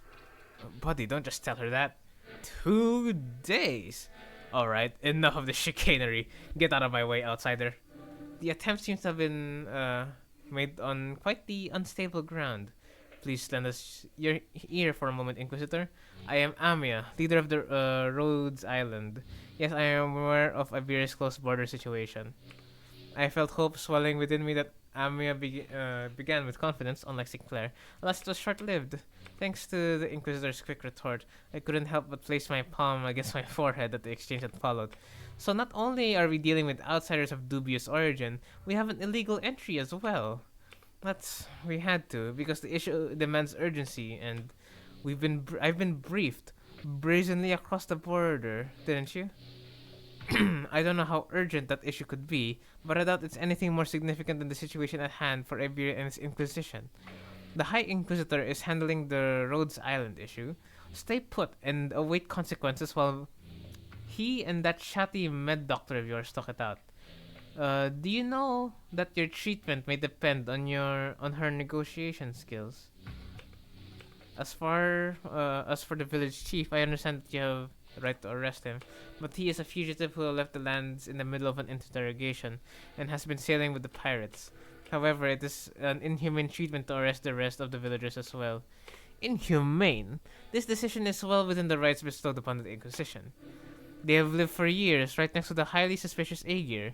The Inquisition must investigate the rest of them as well to verify whether they have committed any acts of treason against our laws. This isn't going anywhere, is it? Listen, we've been surviving for years upon years by the coast without the protection of the Inquisition, and that simply cannot make sense. Oi, I think I've heard enough from you. Ain't it funny how you're blaming them for what is essentially a failure of your responsibilities, and now you roll up here only to go, they shouldn't be alive, I'm arresting them all. What you're saying is these people should be dead or something? I am. There's no other way to cut it. These people simply shouldn't be able to survive in a place like this, not for this long.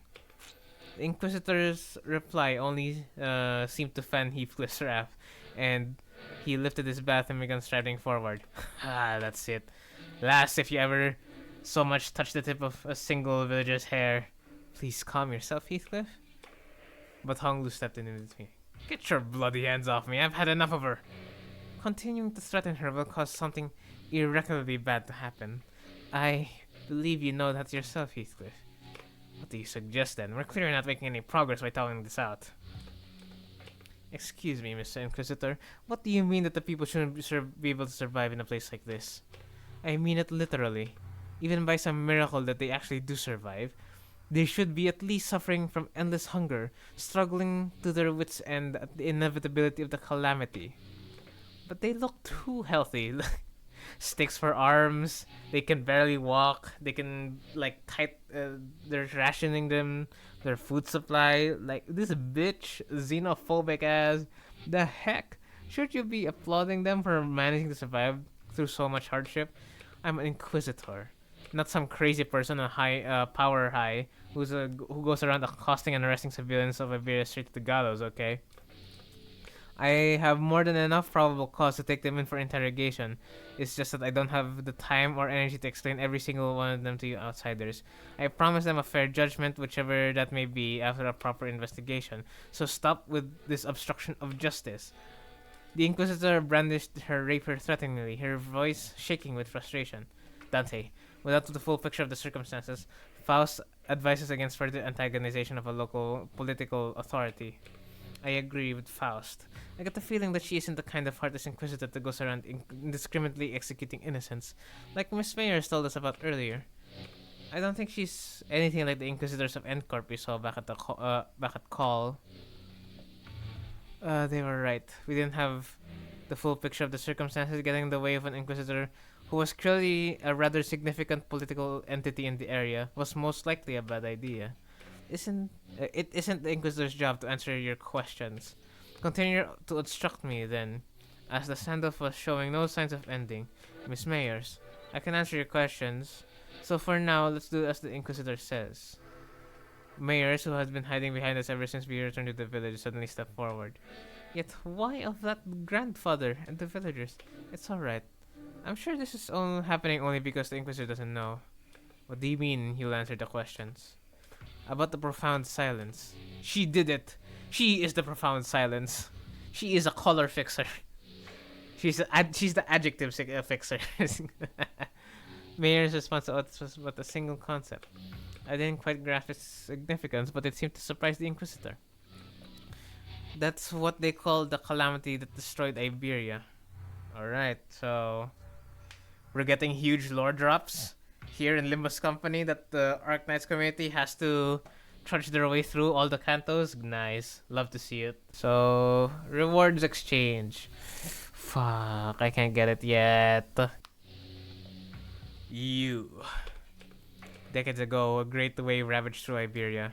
It wasn't long before the seaborns carried by the waves diminished Iberia's brilliant civilization to this. The waves, the profound silence, then must have reduced the village to its current state as well. Is there any reason it's called the profound silence? It doesn't, it doesn't seem to be the most appropriate moniker for a calamity like that. It's because the sea went dead silent before the waves came. The silence then claimed the ships out at sea, then the cities of Iberia, then the Iberians.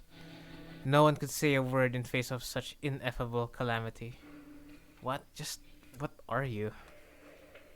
No average Iberian citizen should be privy to any of the information you're sharing. And the Church of the Deep is really capitalizing on the pandemonium that followed the profound silence. They pretend to be Aegir from the sea, delude the citizenry of Iberia, and are sowing chaos in their lands. So that's why they're arresting the Aegir left and right. I can see the thought process, but so it's understandable why the Inquisitor would want to arrest us. Dante, this isn't good. Sharing that seems to have some kind of taboo-like thing for the Inquisition. The Inquisitor wordlessly stared at Mayers.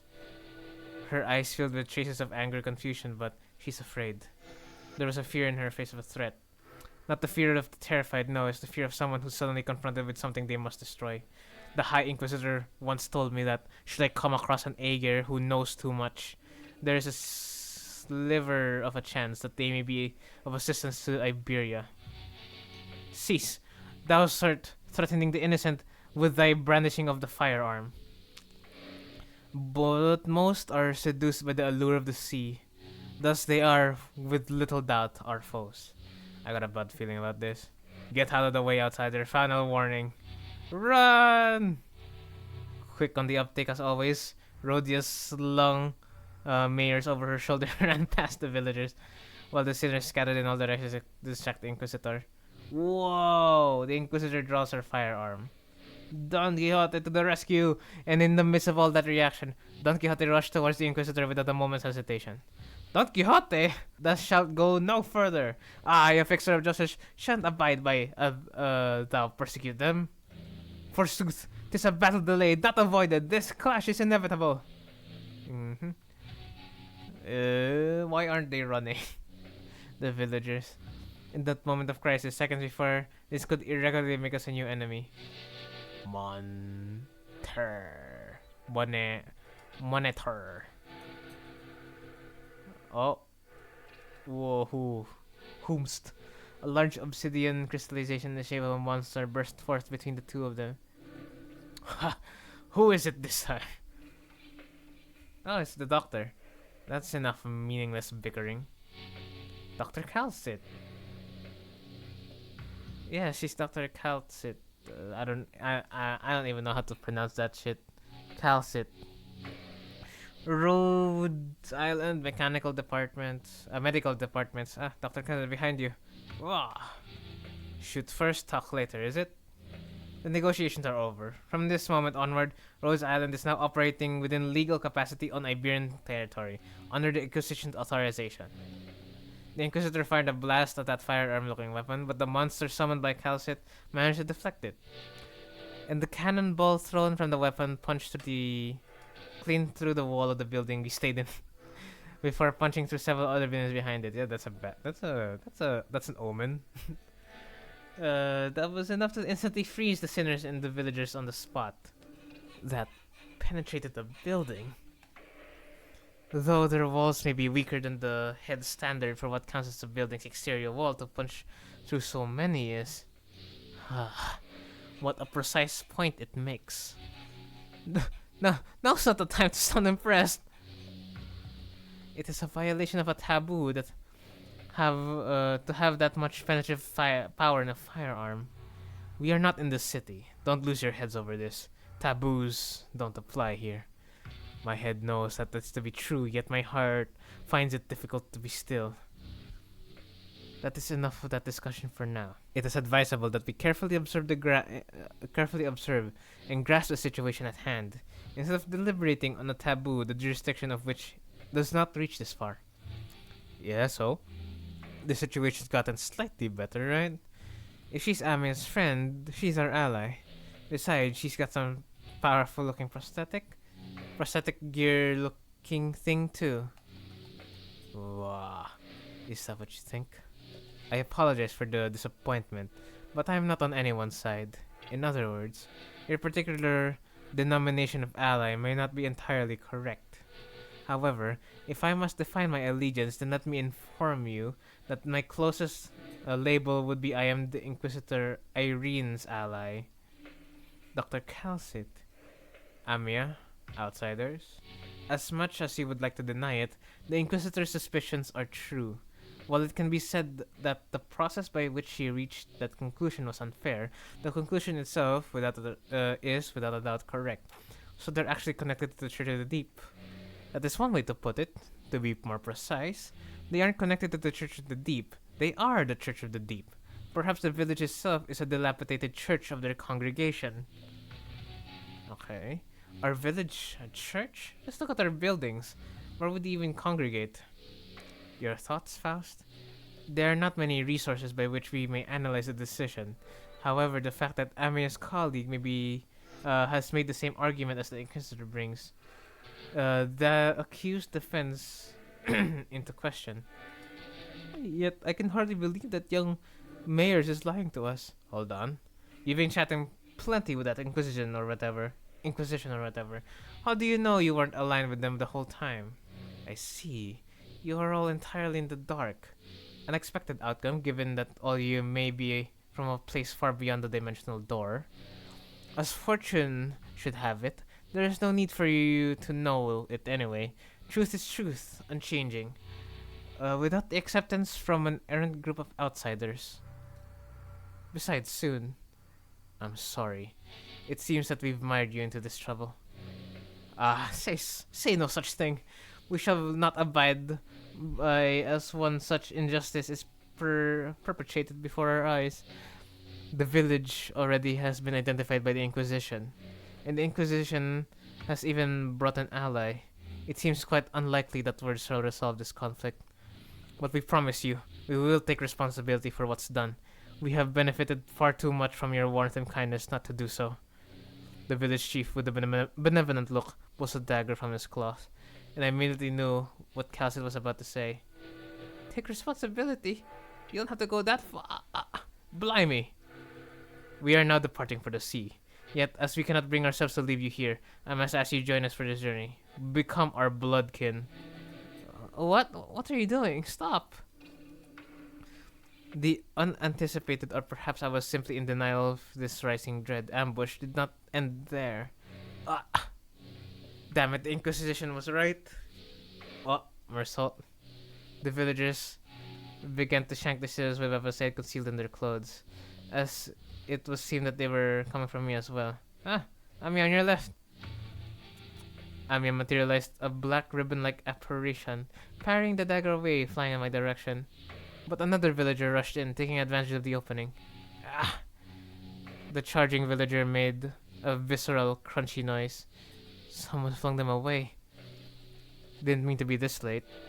Scaddy, let me catch you up to speed. I know the situation. This fishy smell was what I went to investigate earlier. What about the sinners? Unlike Ami and I, who managed to survive the initial ambush, the sinners weren't doing so well. I would bet. Yeah, they got Britished.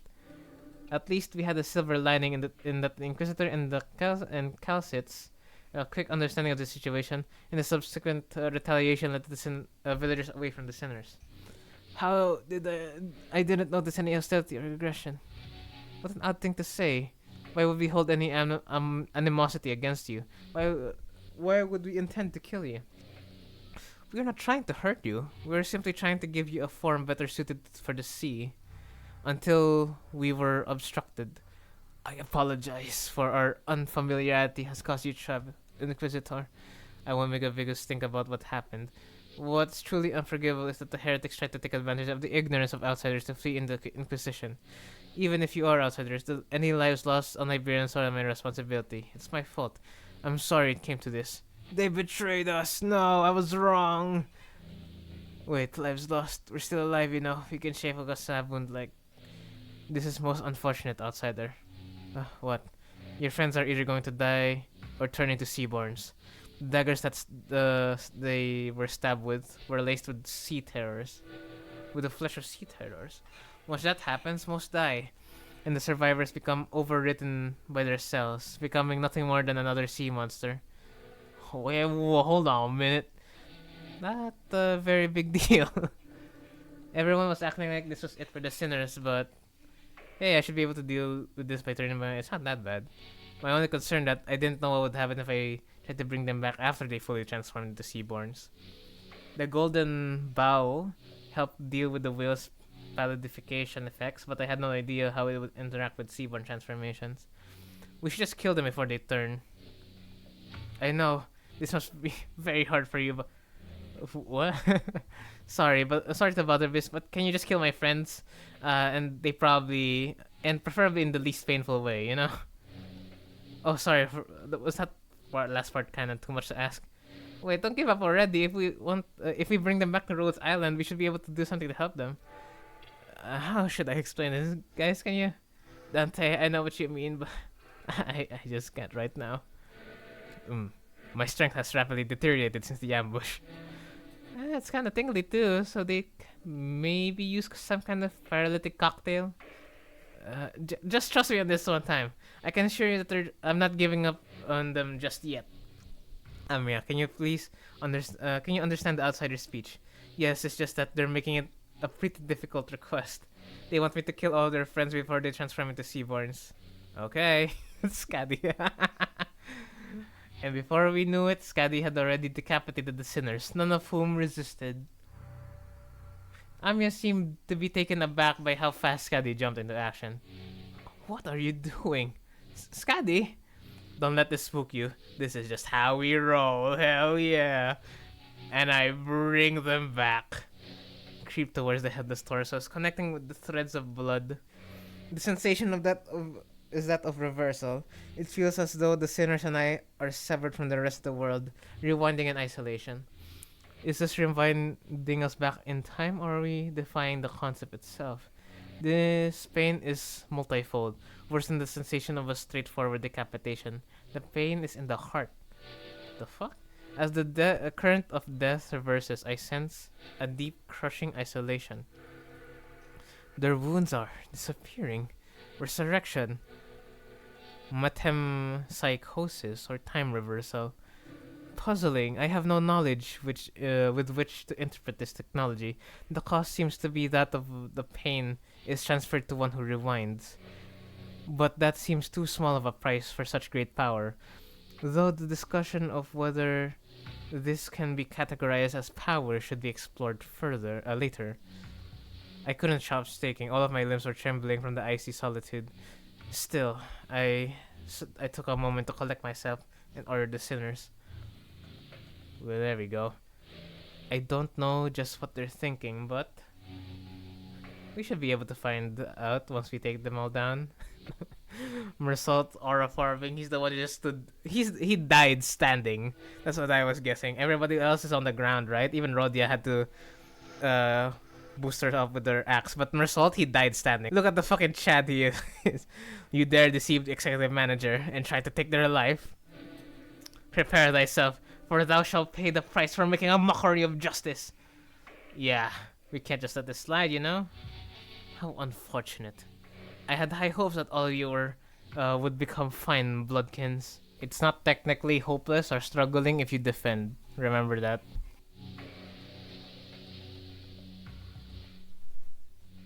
Don't fear the absence of brilliance. Okay, so he just stands there. Okay. I spent ego resources on you and you just aura farms. Gregor. She's running himself into a dead end. Are they seeing refuge at the sea? Wait, that's where the ship is. That's where they're headed. They're trying to board the vessel, the Massas. Wait, but we never told them the ship was spared, so how? Isn't it obvious? The whole village is on it. It ain't a surprise that they'd send someone to spy on us. Or they know a way to get the ship floating even in its broken state. Vessel Massas? Vessel Rebellion de las Massas. The ship is moored at the port in that direction. Wait, it can't be. Irene, who was preoccupied with battling the rest of the followers of the Treasure of the Deep, who were in hiding, quickly gave chase. But Fabius and the villagers were already aboard the ship, slowly departing the harbor with the horde of sea terrorists between us and them. How can a vessel of that size become operational this fast? The exterior, the name, it must have been constructed during the golden time age of Iberia. But how are we supposed to chase that? What if we build a raft and rode after them? Wait, come on. Sea's full of sea terrors. It won't get very far before it sinks. Do you see something, Amiya? You keep looking in that direction. Oh. The vessel Massa soon disappeared into the mist, and the village was left empty, with nary a sign of people ever having been there, as though this getaway have all been premeditated. Leaving only mayors. But come on, I killed them. Three-way agreement. Oh, okay. Three-way agreement. What a title. Okay, I'm ready for anything. I don't think I can show this on YouTube though. Damn it! Can't we just take any ship and go after it? It's a research vessel. It can't possibly be very fast. This will be difficult. Even if it is a research vessel, I'm sure it was constructed during the golden age of Iberia. No average ship can keep up with it. Which is a problem because I doubt we have any ship that can travel at the same speed. We only have a few small vessels left, which are all anchored too far from this location to be feasible options. Do we have any recourse? No, not unless we can identify the exact location of the vessel. Which is the real problem. We can find ourselves a ship to go after them, yes, but most of the eyes of Iberia, the lighthouses, were lost during the profound silence. Wait, then you say most? Do you mean that there's none left, or some left? Just one, as far as I know. It's the one in Grand Faro, but that lighthouse cannot be used at this moment. There's another. There's a lighthouse you can use. Cha-ching! Really? Are you really going to give one of the villagers the benefit of the doubt? Yet young Skadi has already confirmed her to be safe. All I confirmed is whether or not she's seaborn or not. I can't know if she's a cultist. 'Tis true, yet... Once we knew that Maris was left all on her own, we decided to have her accompany us at all times to keep her within Irene's eyeshot. We couldn't possibly blame her for what happened, given Skadi's confirmation that she doesn't have anything to do with those sea monsters. Besides, they'd all left her behind. But Irene still seemed to harbor a bit of suspicion. The problem is that the eager is that she simply knows too much. Where could she have possibly have gained access to all that information? She was there. See? She can't even answer that question. But let's think of it this way. What if we were to ask her what we don't know? The location of the lighthouse, for example. They're ticking rapidly. What did they say? Dante says that we should approach it differently and ask her what we don't know, like the location of the lighthouse. That seems to be like a reasonable suggestion to me. Or does the Inquisitor have an alternate solution to this conundrum? No. But fine, let's hear it.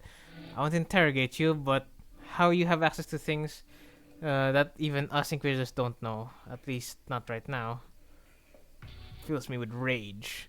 Faro Muerto, dead lighthouse. Oh, it's Faro Muerto. That's our village name. Somewhere a little ways off from the coastline, there's an intact Eye of Iberia on the sea, though it was almost destroyed when the profound silence swept through. Off the coastline, is it not even connected to the land? I think it used to be until it sank. We should be able to procure ourselves enough wooden material from the village to build a raft. Is it near enough for a raft to be a means of access? The weather's not great today, but it should do. Not very far from the coast.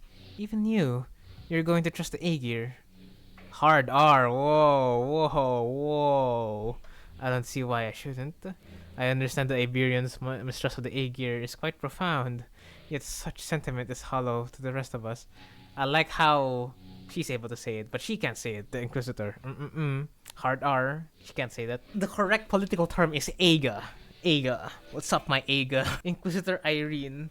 What did you feel when you saw the Rhodes Island operator? If you're talking about Kautus, nothing in particular, other than slight annoyance when she accused me of being inhumane. So, you didn't harbor any hostility nor disgust. Not that you would have felt any sense of sympathy or empathy either. I thought. I have no history of feelings, for or against the Aegir. Such must be the same for outsiders. What's she on about? She is conveying that in matters in regards to mayors, our opinions are more objective than Irene's. Finding the vessel Fabius commandeered will be a benefit to us all. Limbus Company will gain an opportunity to return to the city via the dimensional door, while Rhodes Island will have the chance to study it at a closer proximity.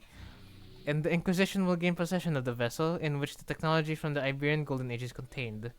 What? You're just going to hand that over to the Inquisition?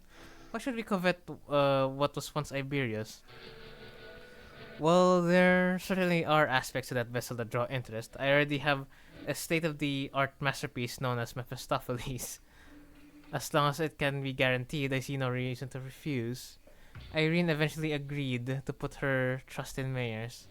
We are in luck, Executive Manager. It's quite fortunate that our interests aligned exactly with that of the first strangers we encountered in the strange land. Lucky is right. We imagine if we were back in the city, would have taken them like 3-4 distortions hunts for us to come to this agreement. Sorry about having to saddle you with this, mayors, but please lead us to the lighthouse. Okay, happily. So when you said you almost destroyed, How almost destroyed is it? I heard that the light faded from the lighthouse long time ago, but the shape still stands. At least it was when I saw it a few months ago. If the lighthouse is in an inoperable state, we're going to need to find an expert technician to get it back in working order. The technology it's based on is completely divorced from the popular application of originium technology, so I doubt there's anyone out there who can work it anymore. Then you didn't worry about that. Here, we have an engineer and a researcher who are geniuses even among those in the city, so we should be able to manage most mechanical failures. Today is just a revelation after revelation, huh? I can vouch for Limbus company skills. I can also work on simpler tasks. I've learned a thing or two, helping out Grams, stuff about lighthouses or various tech stuff. Well, then we should all head to the lighthouse together? No, I'll be leaving the group for a moment. Amiya will accompany you instead. What? After all that, you're just going off on your own? Yes, to join the doctor. It is imperative for the successful execution of this mission. Of course, that hinges on Amiya and Skadi remaining behind here to assist the rest of you. Thus, I will leave it to the rest of you to take the Eye of Iberia, the lighthouse, back. Wait, what do you mean take back the lighthouse? Isn't there just someone or something out there that's taken over the lighthouse called the Eye of Iberia? A likely supposition. Amiya, what did the manager of Limbus Company say? They're asking if the lighthouse has been taken over by something. Not a bad intuition. Yes, there is a high likelihood that the structure has already been overrun by sea terrors. I don't know about overrun, but I've encountered them a few times when we approached it too closely. Normally, this is hardly enough personnel to attempt a raid on the lighthouse, but... Answer me this. Are there any limitations to the revival? There are no restrictions as long as Dante, the manager, survives. However, do note that battle efficiency depreciates with prolonged battles due to the mounting mental stress on the manager. No need to change the plan then. Amiya, use this communicator to alert me as soon as you are able to identify the coordinates of the vessel from the lighthouse. If luck would have it, we should be able to reduce the time it takes to complete the retrieval mission. Okay, as long as you're not taking everyone with you. If it's just her who's leaving, then go ahead. I think we should be fine too. Then let us commission vessel mass retrieval. Righto! Step 1 of the plan's the raft, right? Let's go on with it. It's done. Let's go. What? Huh? Why are you looking at us like that? Is there something bothering you? Must you ask? Just look at how provocative and quick she is to jump to action. Certainly lives up to the image of an employee working for a large corporation. Thanks, Otis, for that charitable view, I guess. Thanks to Skadi, who had already finished the first step of the plan, we were able to move on to step 2 immediately. And that's to find the lighthouse. Okay. I hope there's a new enemy variant. It's kind of getting boring. After a while of carefully sailing on Skadi's raft along the coastal cliffs, a gargantuan, shrouded lighthouse emerged from the thick mist. The Eye of Iberia. Oof. It looks way larger than I expected it to be, even in its dilapidated ruined state. Touches that are at once monumental and sensitive are apparent on the exterior construction of the lighthouse. And some even call these lighthouses guardians of Iberia. It retains the grandeur of the era as it was built during its golden age. You really know everything, don't you? It is as she said, but now these lighthouses are nothing but graveyards of countless inquisitors and soldiers of the penal battalion. No one who's attempted to retrieve a lighthouse has ever survived the expedition. Can you please not say scary stuff like that, Miss Irene? We are literally about to walk into one. Don't you ever quit chirping? What are you, a foul beast? Stop yapping in my ear. Why is this one such a coward unlike the rest of you outsiders? Haha, foul, chicken, cock. I'm not a coward, I'm just voicing my... She did just say some pretty concerning stuff. How long do you think the repairs will take? Its exterior is rather heavily damaged. However, from what is visible from the outside, its interior is still quite intact. With Miss Faust's expertise, it should not take very long. Yisang suggested with a smile, but Faust maintained her silence for the entire journey to the light. Aw, he tried to flirt. Aw, so sad. Unreciprocated, but I think Faust knows. There are no relationships in Limbus company. Can't happen. It will take too much from the company. Also, did somebody jizz in front of the door? Splooged, gooned all over the fucking me and Scaddy. Anyways, then said something pretty concerning in response. Of course, my wit remains unmarred, even in such uncertainties. The currents are pretty wild. Pretty wild. Someone's going to have to stay here behind and keep an eye on the raft. You can't just leave it here unattended, but I don't know if we can carry it either. I'll stay here and protect the ship. Ship. So fucking raft. You sure you can handle this alone? I know you're strong, but maybe one or two more people can stay just in case. No, don't need them. Sea terrors will swarm the islet if I go with you anyway. So this has nothing to do with you.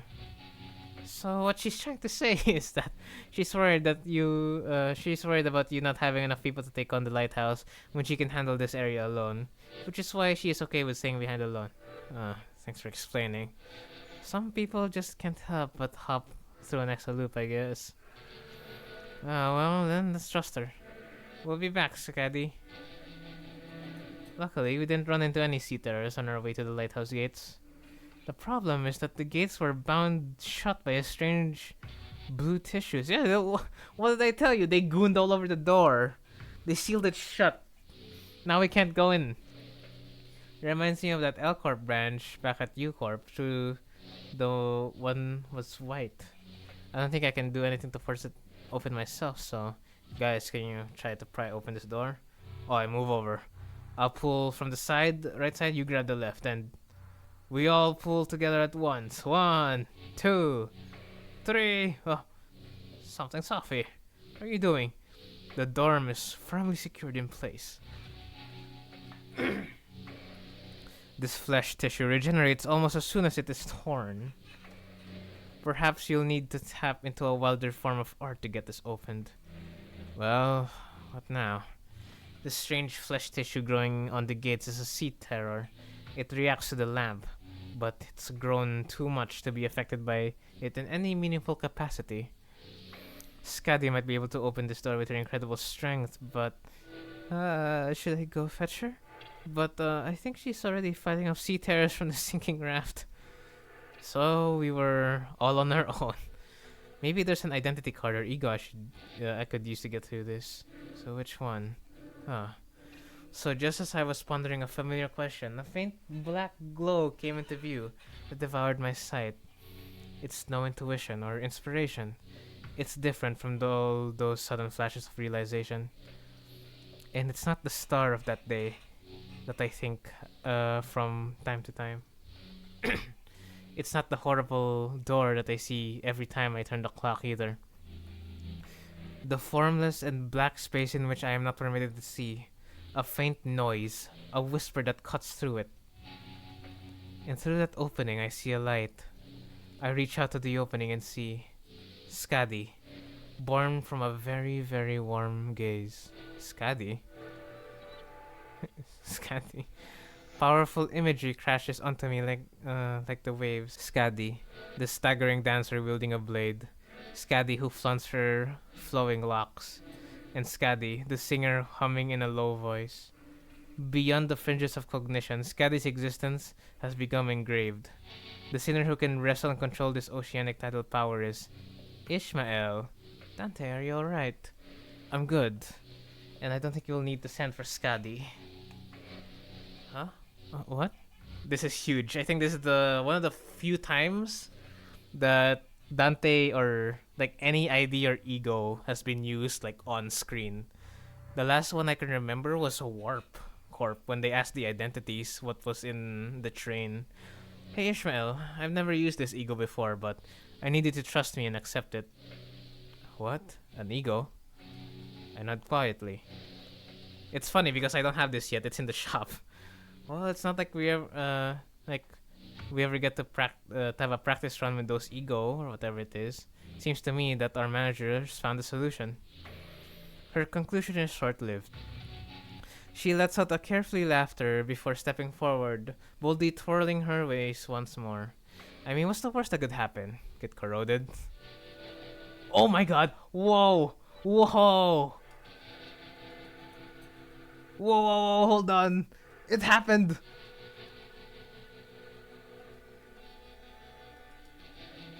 It happened! They played an animation in between. Uh, cracks on the lighthouse are growing. Oh, they got rid of the jizz. Nice. Cracks on the lighthouse are growing. I think she destroyed the door instead of opening it. Sorry, I didn't think it'd be this strong. Well, the door's open. What are we waiting for? No, I mean, what? Just what was the part where you? What? The part where I suddenly changed into a different outfit and equipped a different personality? Yes, that. That is. This is most fascinating. That an ego could be drawn here, in lieu of the mirror of Mephistopheles. I think I connected to Amia's subconscious mind. There was this strange, unfamiliar light, and I saw Amia's emotions attached to her memories and experiences, so I just reached out to them. My subconscious mind? I just had this feeling that it would work. Sorry about peering in without asking first. But I didn't see anything other than things about Skadi. All I needed were the memories and emotions that can be used to understand that being that is Skadi. It's okay. I also have experience with gaining power from others' memories and emotions to overcome difficult situations. Oh, that's why they connected. Maybe that's how you were able to draw something from me as well, Dante. Oh, she got something back? She got like a 6-star 6-star Arcs Knight unit. That is the most appropriate assumption, especially in a situation in which delving into its principles is impossible. So, that's called an ego? Verily, of course. Limbus Company's ego is quite distinguished from other kinds of egos, which are bloomed from within oneself. That is enough. No further information is to be divulged to outsiders. Yet, it matters not whether young mayors and young Amia learn of this. I agree with that fool this time. The Inquisitor used an artillery projectile that penetrates the outer wall, several of them in fact, of a building. And the head did not pursue her following that breach of taboo. This is clearly not the city. Ain't it better to let her talk her heart out than rather hear her moan and whine about not being able to say anything? I am convinced. Do as you will then. Faust's reply sounded almost sulking, but Don Quixote immediately began to expound upon ego to Irene and Mayors anyway. But everyone was too busy to pay attention to her, as the wet slithering noise from a distance had put everyone on edge. Can we do that later? You got some cleaning to do. So there were more seafarers past the door. I think any seafarers from the sea are all converging around Skadi, which means our only roadblocks are seafarers still lingering around the lighthouse. Let's go. Let's take this lighthouse back. Okay. We play ball. They look like hair clips. Oh my god, look at this. Hear me out. Hear me out. This looks like, what's that game called? Silk Song. Fucking, this is the Hollow Knight. You know, imagine if Limbus Company, they would just start streaming. They make their own, like, streaming, like, branch. Like LCS. Limbus Company streaming. Where they would just stream all of their achievements and their battles on the net, and they would garner like Twitch following or something, right? Then after that, they're gonna sell marketable plushies of people's most favorite identities, and they can make way so much money. They might be able to buy themselves, like, I don't know, all the egos that are currently manifesting in the world, like a quick deploy kind of organization. I think that'd be cool, you know. a streaming service, Limbus Company streaming. It's just Limbus Netflix but better. Instead of geo locking your devices, it's like district. Each district is locked based on the approvals of which thing, right?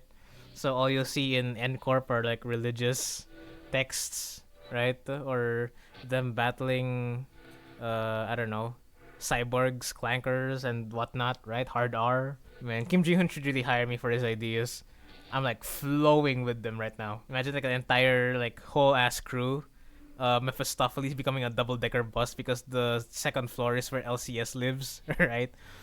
And then they have like that drone thing from K Corp. They hotwired it, right?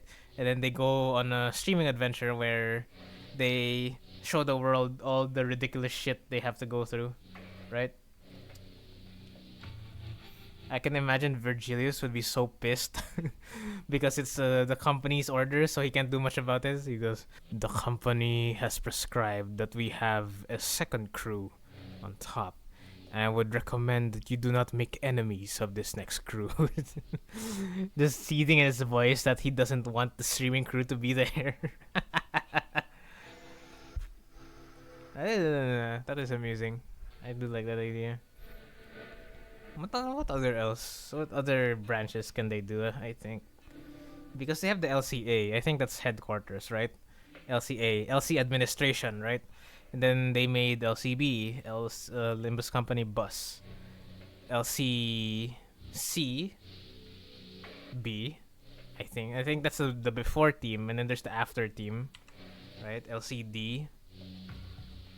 I think that's the correct. I don't know, right? And then LCE, which is Limbus Company Extractions.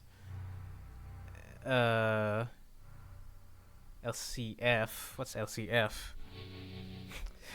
Limbus Company Faust. It's just all Faust. Their entire office and headquarters is just an entire room with like Fausts. It's in somebody's bedroom. It's like Faust posters, every Faust ID, like a Funko Pop or something. And then there's like a Faust body pillow on the bed, the Faust sheet. Oh my god. Can you imagine the crust? The smell? I can just imagine it. Imagine like Faust socks. Oh no. No. And you wonder why the socks are on the ground, crusty as hell. No. Oh my god. The humanity. Imagine that Faust, like that particular Faust in our world, is being ridiculed by the other Faust because technically she's still connected to Jesselshaft. uh, I'm off my meds. I forgot to say that. I'm off my meds. There were more sea terrors than we expected near the lighthouse, but thanks to Irene's lamp, the light of which paralyzed their nervous systems, paired with the rather narrow passageways, we were able to handle them without much trouble. Whoa. Also, as the control room was, unlike the exterior wall, mostly undamaged. Faust shared good news that the repairs were most likely won't take long. Yisang was right. Fortunately, the inside was barely damaged. Is that the portal thing up there? Is that God? Has he come to reclaim our souls? The rupturing? The rapture? How are you progressing, Miss Faust? It is almost complete. We best prepare to leave. Then I'll radio the doctor. Let's... A tremor shakes the building with a loud boom. The debris begins to fall from the ceiling. The lighthouse's precarious floor suddenly collapses from the shock. The floor's giving away. What's going on out there? Something rammed against the Eye of Iberia. I thought she said something must have rammed into it.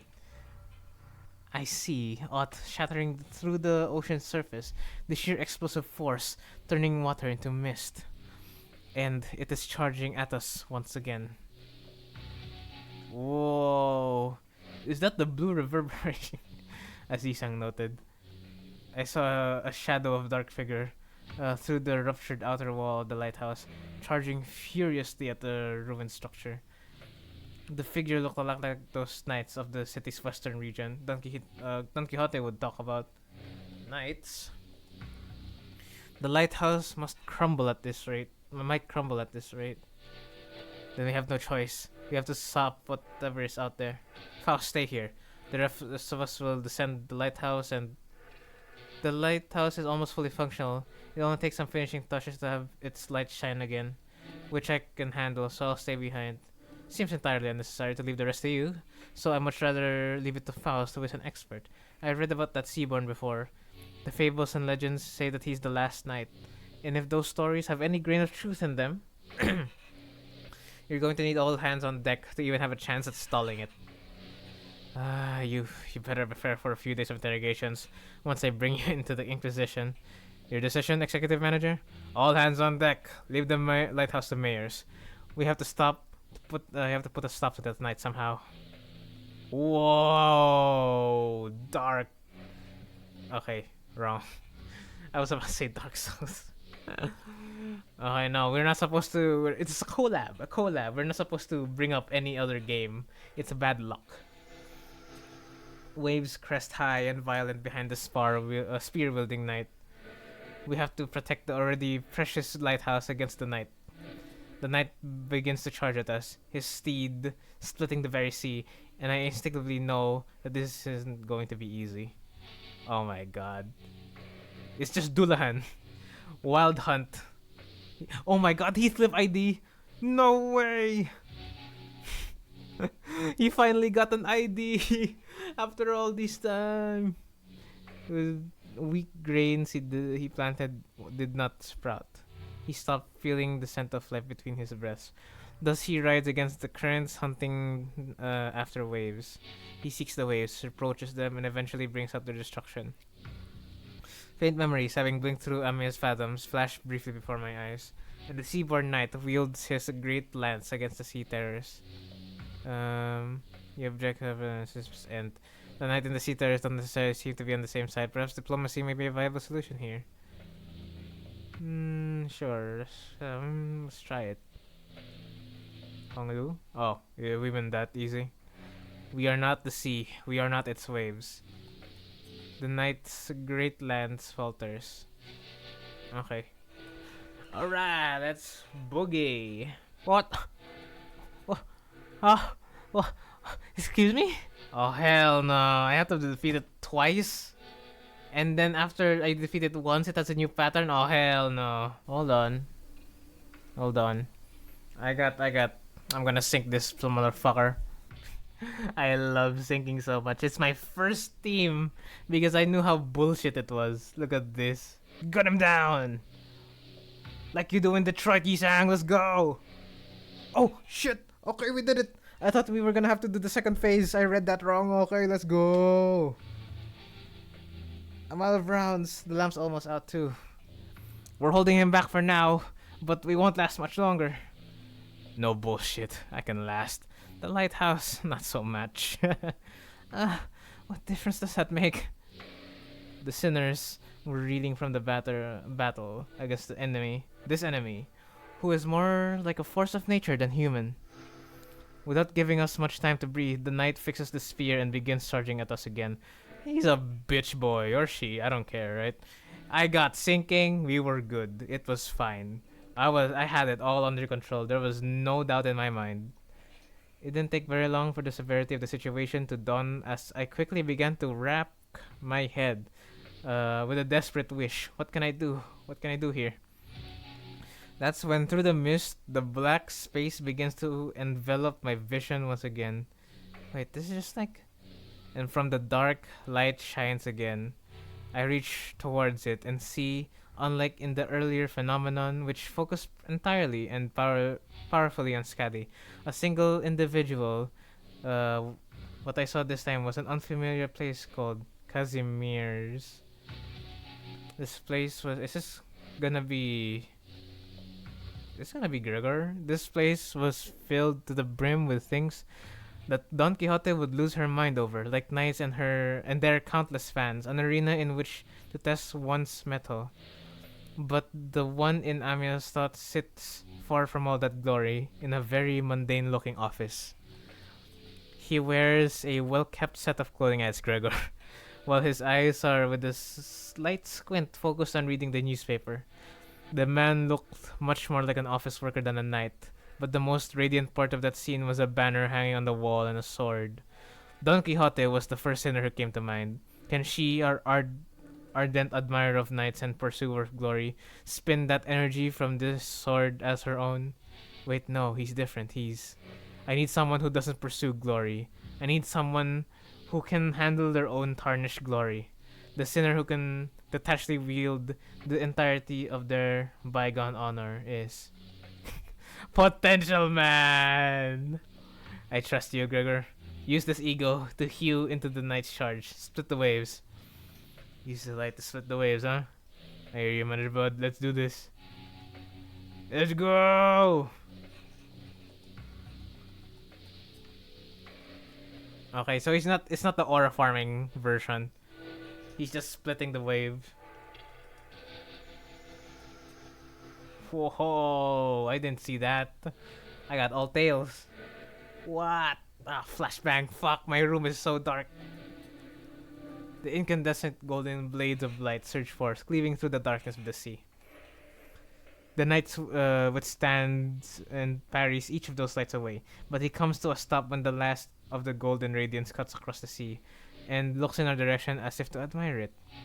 And finally, the lighthouse makes a low, resonant creaking noise before firing a bright light towards the ocean horizon. Maris has completed the repairs. Oh, the light returneth to its house once more. Silence all. Maris is saying something. Like Otis said, Maris was peeking out of the window and shouting something at us. Vessel Massas is still near the shores. Somewhere in the coastal sea. It's moored somewhere by the beach. Somewhere quite a bit of a distance away from the village coast. Did they fucking crash it, dumb shits? Confirmed. I'll radio Dr. Calcit immediately. Yeah, that's all well and good, but what about that monster? Yeah, well, what if it charges at the lighthouse again and destroys it? I heard it talk during our battle, but I don't think that creature is capable of actually communicating with them. This is a problem. Don Quixote, wait, don't get too close, it's dangerous. Oh.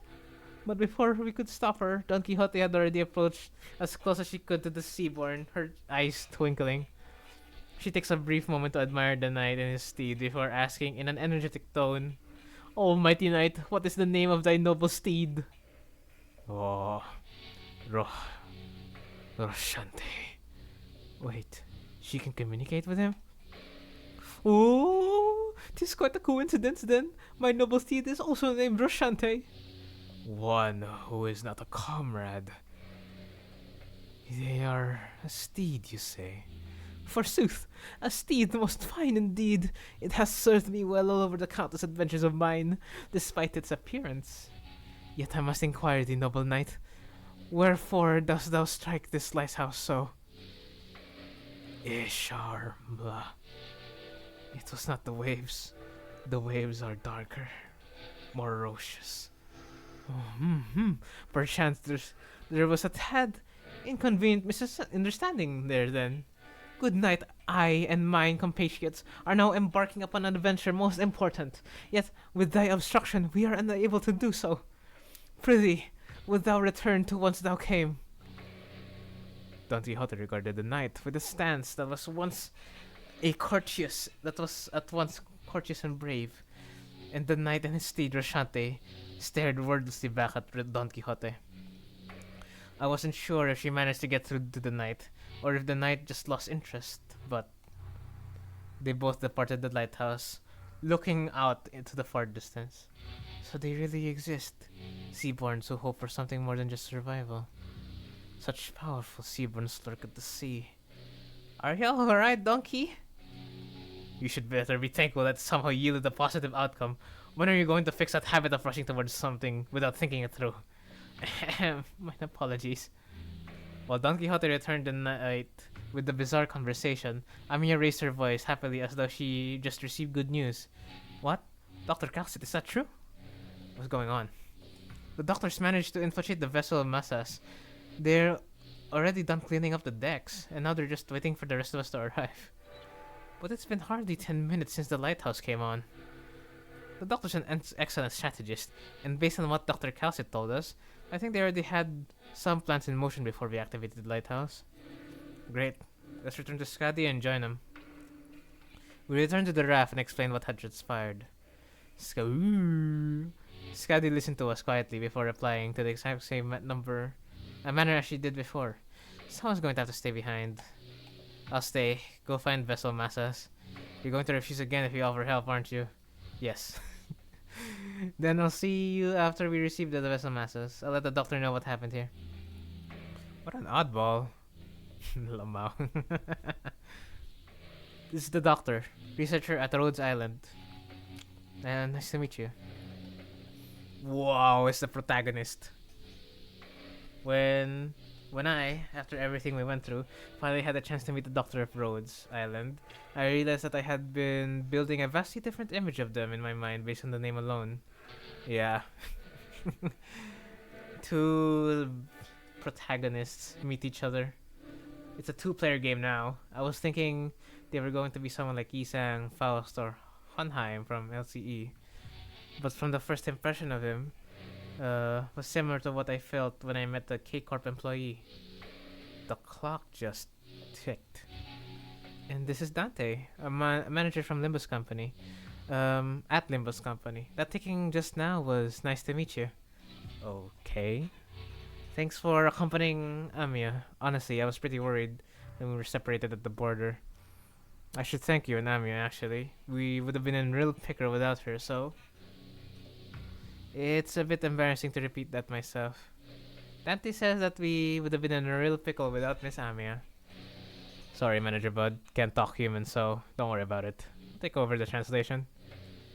It is incorrect to state that the manager cannot talk human. A more accurate assessment would state that the manager is incapable of accessing sonic means of communication, which includes verbal communication. However, they are able to produce a repetition of multiple sounds that may register on a similar scale of a ticking of multiple hands, second hands, minute hands of a clock. I don't know. Something about the way Marcel puts it sounds worse. Don't worry about it. It's not a difficult task when only a single individual has to be translated. Doctor, let us move on to the next steps of the plan. Next steps? Thanks to Limbus Company's efforts, we obtained the exact coordinates of the vessel masses and managed to capture the decks with ease. Thanks to Limbus Company's efforts, we obtained the exact coordinates of the vessel masses and managed to capture the decks with ease. However, Fabius, who is suspected to be a bishop of the deep, and his followers have barricaded themselves inside the bridge control room.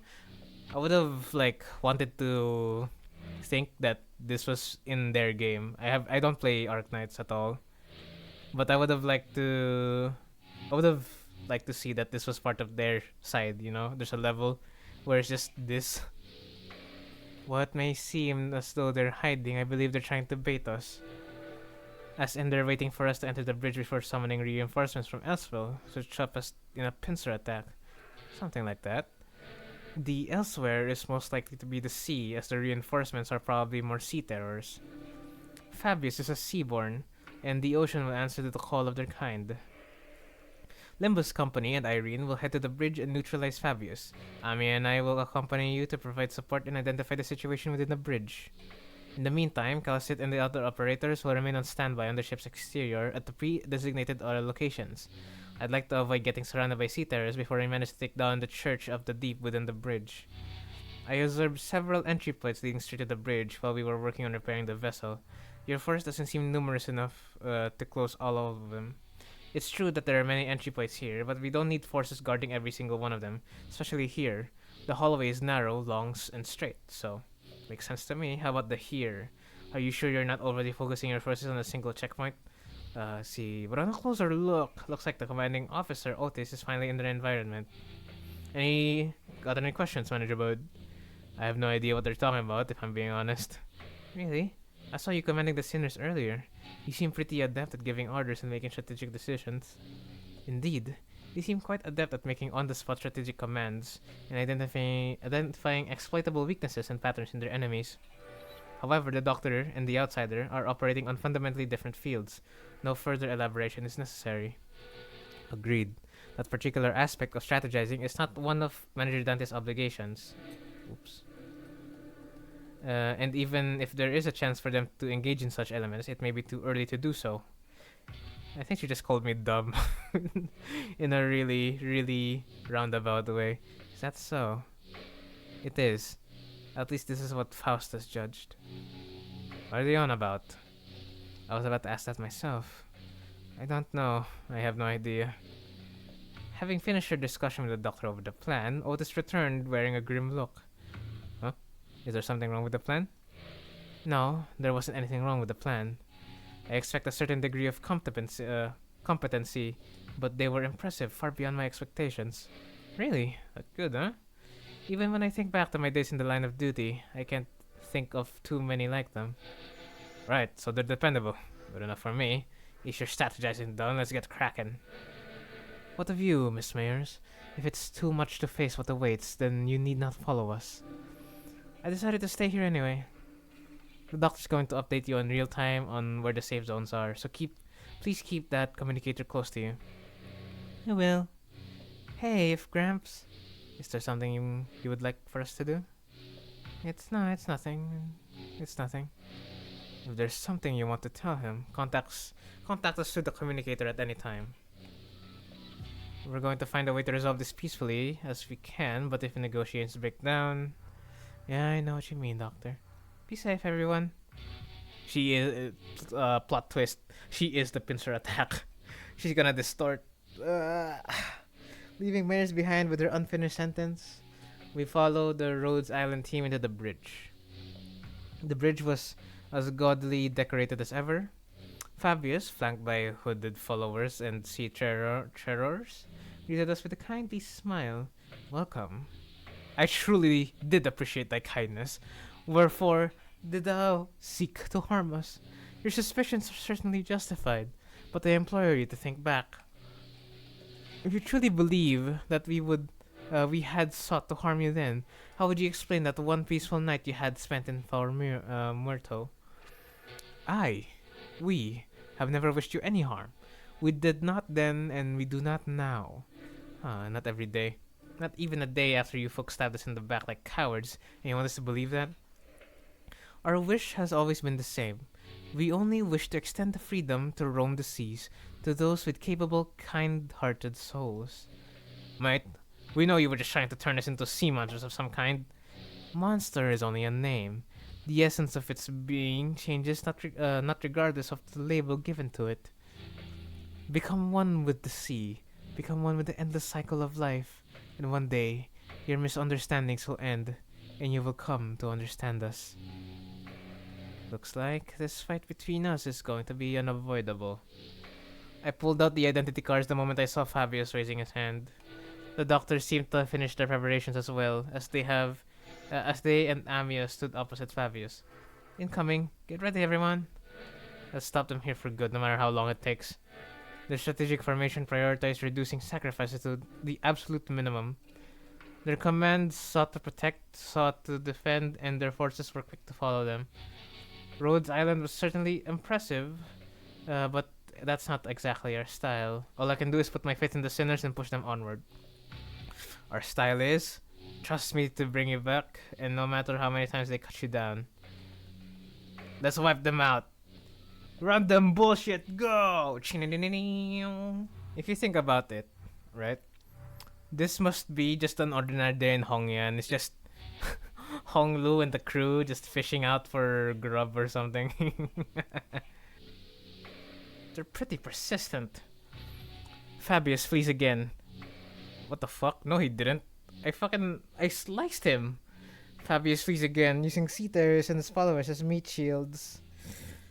Wait, no. I see it now. It's not Fabius who's putting him in harm's way to save himself. The sea terrors and the cultists are throwing themselves in our way, entirely willing to sacrifice their lives to ensure that Fabius gets away. But for all of that, the only place left for him to flee on the ship, wounded and cornered by the sinners and Irene's lamplight, was the decks. No left to run, Fabius. I understand you can't help but continue to thrash around and struggle to live, even knowing that there's no hope. But running will only make your pain worse. That's different. Fabi didn't run to live. A voice echoes under the sky. Mayors? Mayors, appearing quite different from how she did a moment ago. She approaches Fabius so slowly, her expression solemn and mournful. She looks down at him wordlessly. I told you that your methods won't win their understanding, Fabi. What a shame. I thought those with such wisdom and aptitude would. I hoped you would still be able to realize your ideal here, even after I'd left. It will be realized. Fabius may die here, but we will remain. Now, it is time. Devour me. What Fabius blurted out threw us off once again, even before we regained our footing from the shock of realizing Mayer's true allegiance. Eat people? Looks like they're about to give us a live demonstration of some gourmet art.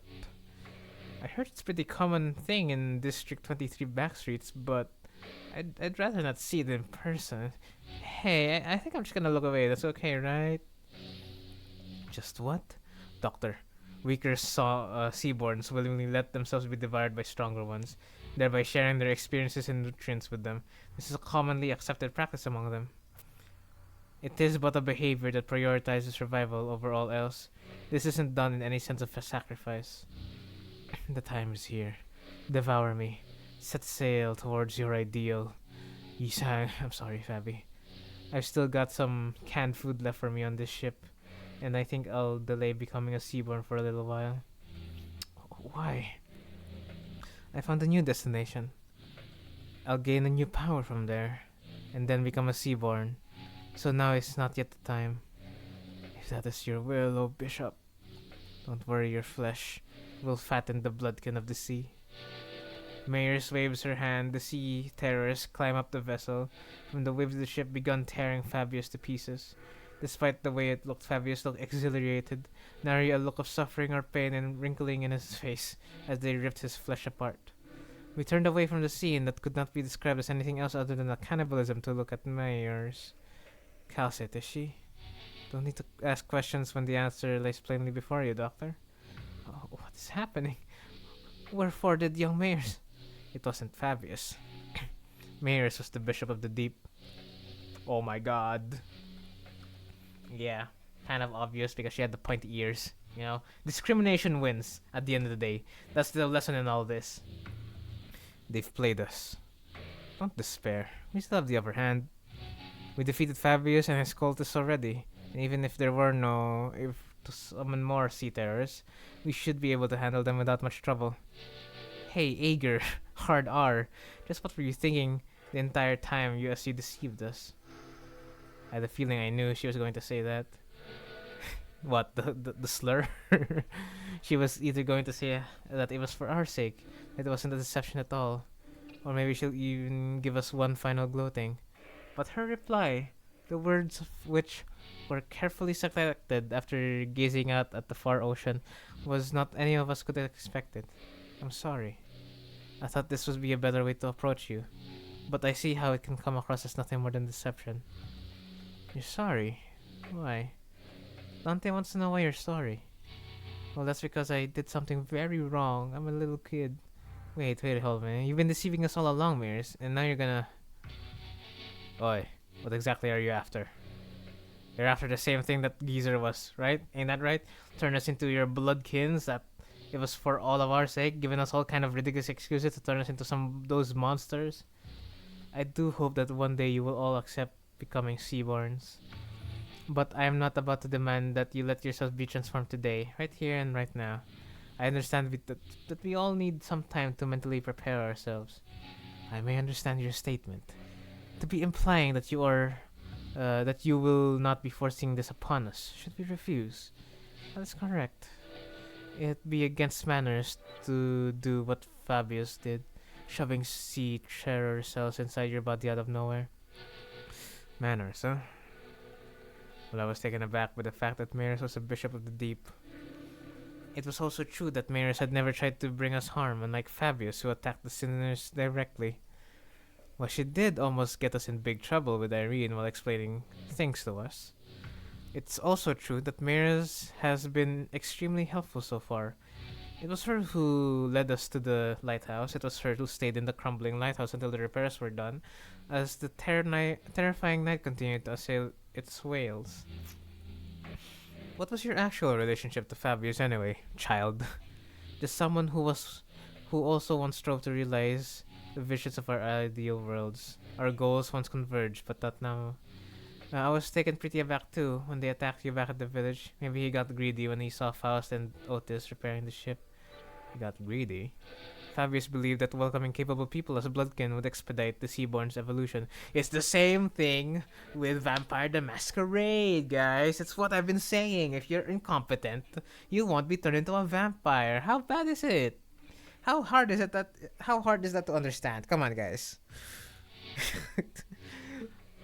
Like, I'm ranting about Vampire the Masquerade in a game where there's no correlation at all except for Don Quixote. Believe that welcoming capable people as Bloodkin would expedite Seaborn's evolution. Cool. So you're like some cult leader, but you don't necessarily want to antagonize us. You still haven't told us what you're after, though. I'm going to the city that lies beyond the dimensional door. So you're trying to flee to a different world where the Inquisition won't be able to chase you? This isn't running away. It kind of looks like it. I just want to help the people of the city, that's all. So I'm bringing the Seaborns with me to the city. Don't tell me you're going to invade the city along those monsters, then? Then the foghorn suddenly blared, and the ship shook as it began to move. The vessel masses has begun to move. Is this an automated sailing program? The vessel masses will now sail us toward the dimensional door. I'll let Rose Island and Irene go right in front of the door, so don't worry. Did you seriously just tell us to not worry? Faust, please calm yourself, Dante. It has not yet been determined that if it is indeed the dimensional door connecting directly back to the city. No, it has to be. The warm, shining light, the voice from within, it's getting clearer and clearer. Why don't we just let them into the city? The battles thus far have done well enough to demonstrate the level of danger Seaborns pose. However, I doubt they'll get very far, even if they were to enter the city. Don't you agree? Damn. Alright. Hold on. Give me a quick second.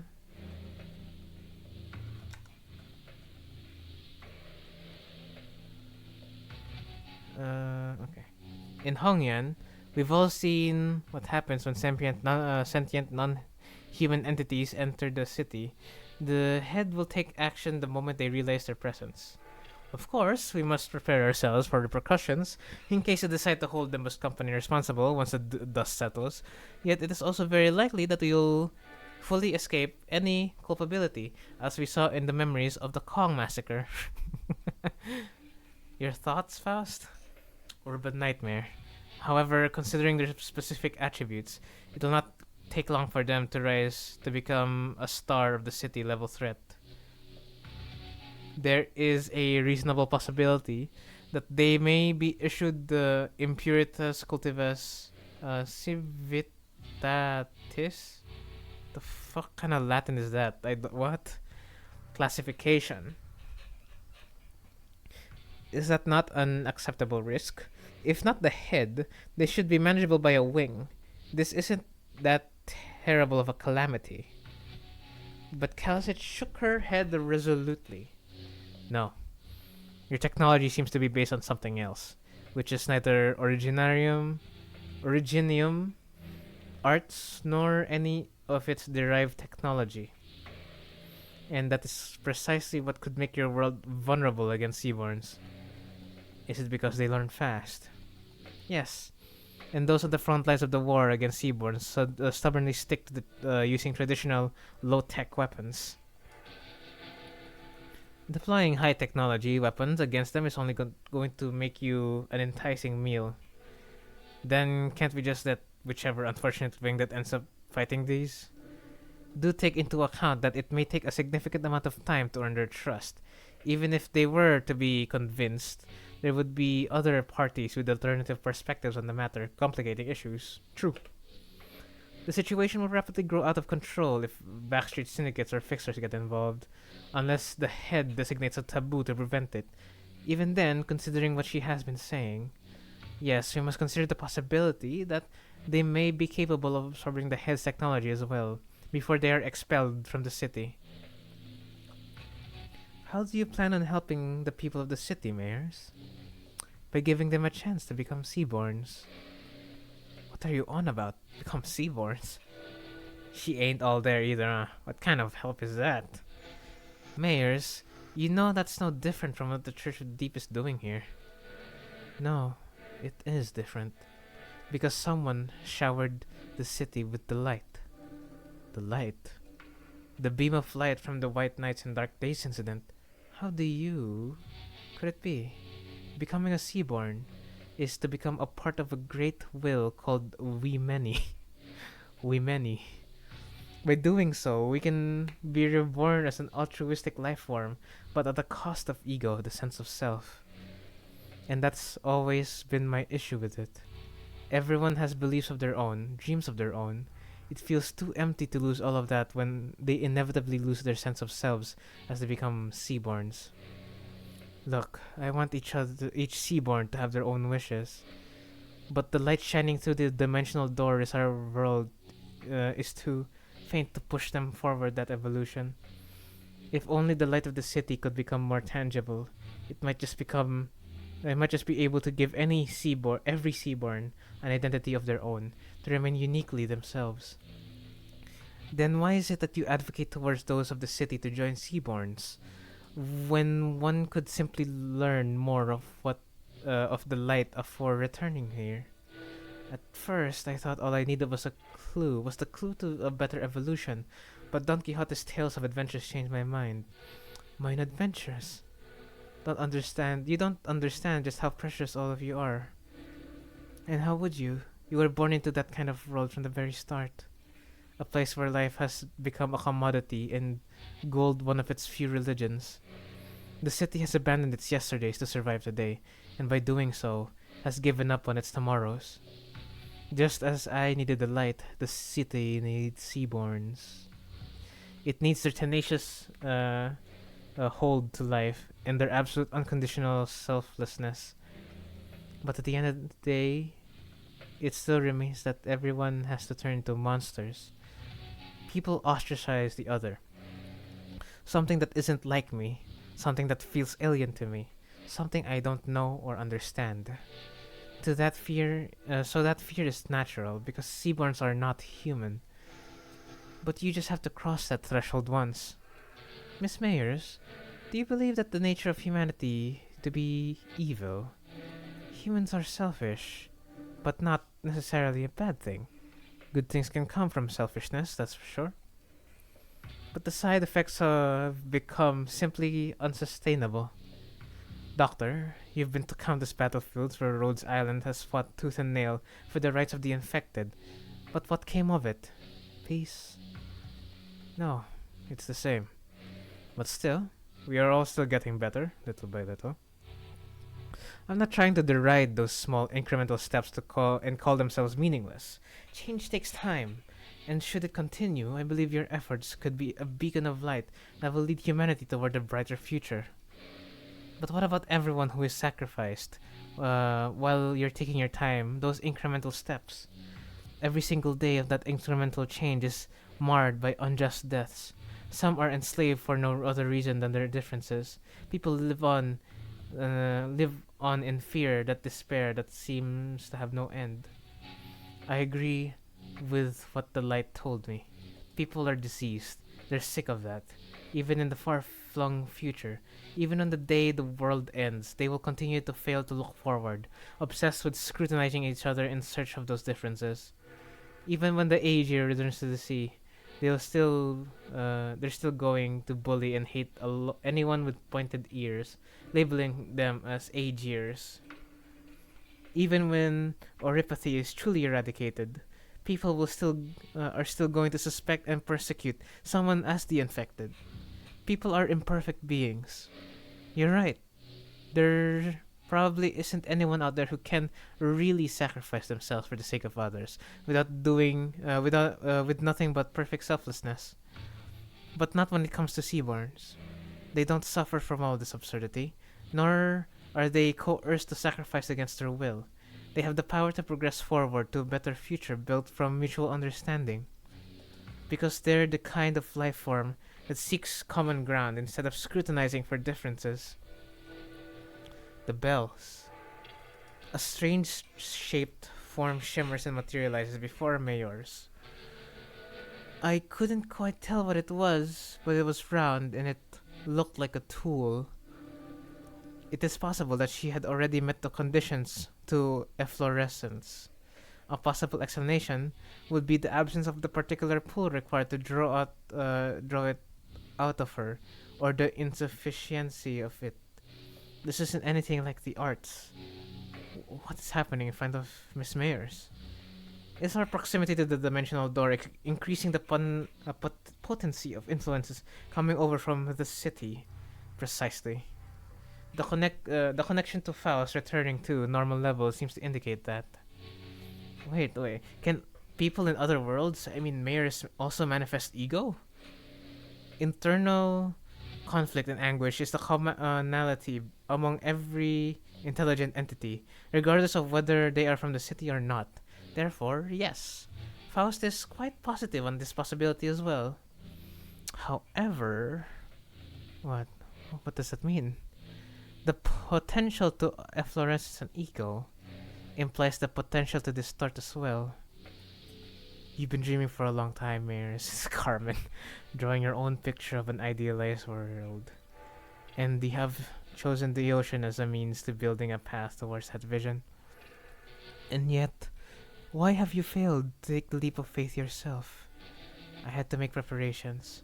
Seaborns are beautiful, there's no doubt about it. It's just that the key piece was missing to really achieve what I want. You're not being honest with yourself. I know it very well that you were afraid of becoming one of them. The fear that your own creed might crumble, that you might lose your own sense of self, your ego. This fear you might end up becoming nothing more than just another thing, swept up by the ineffability overwhelming will. Isn't it terrifying? This isn't hope. This hope can just disappear in a blink? Who is she talking to? Is this something Limbus Company has experience with? If so, I appreciate an explanation. She's hearing that voice. When that singular faith that one had absolute confidence in breaks in one fell swoop, and their ironclad will is shattered.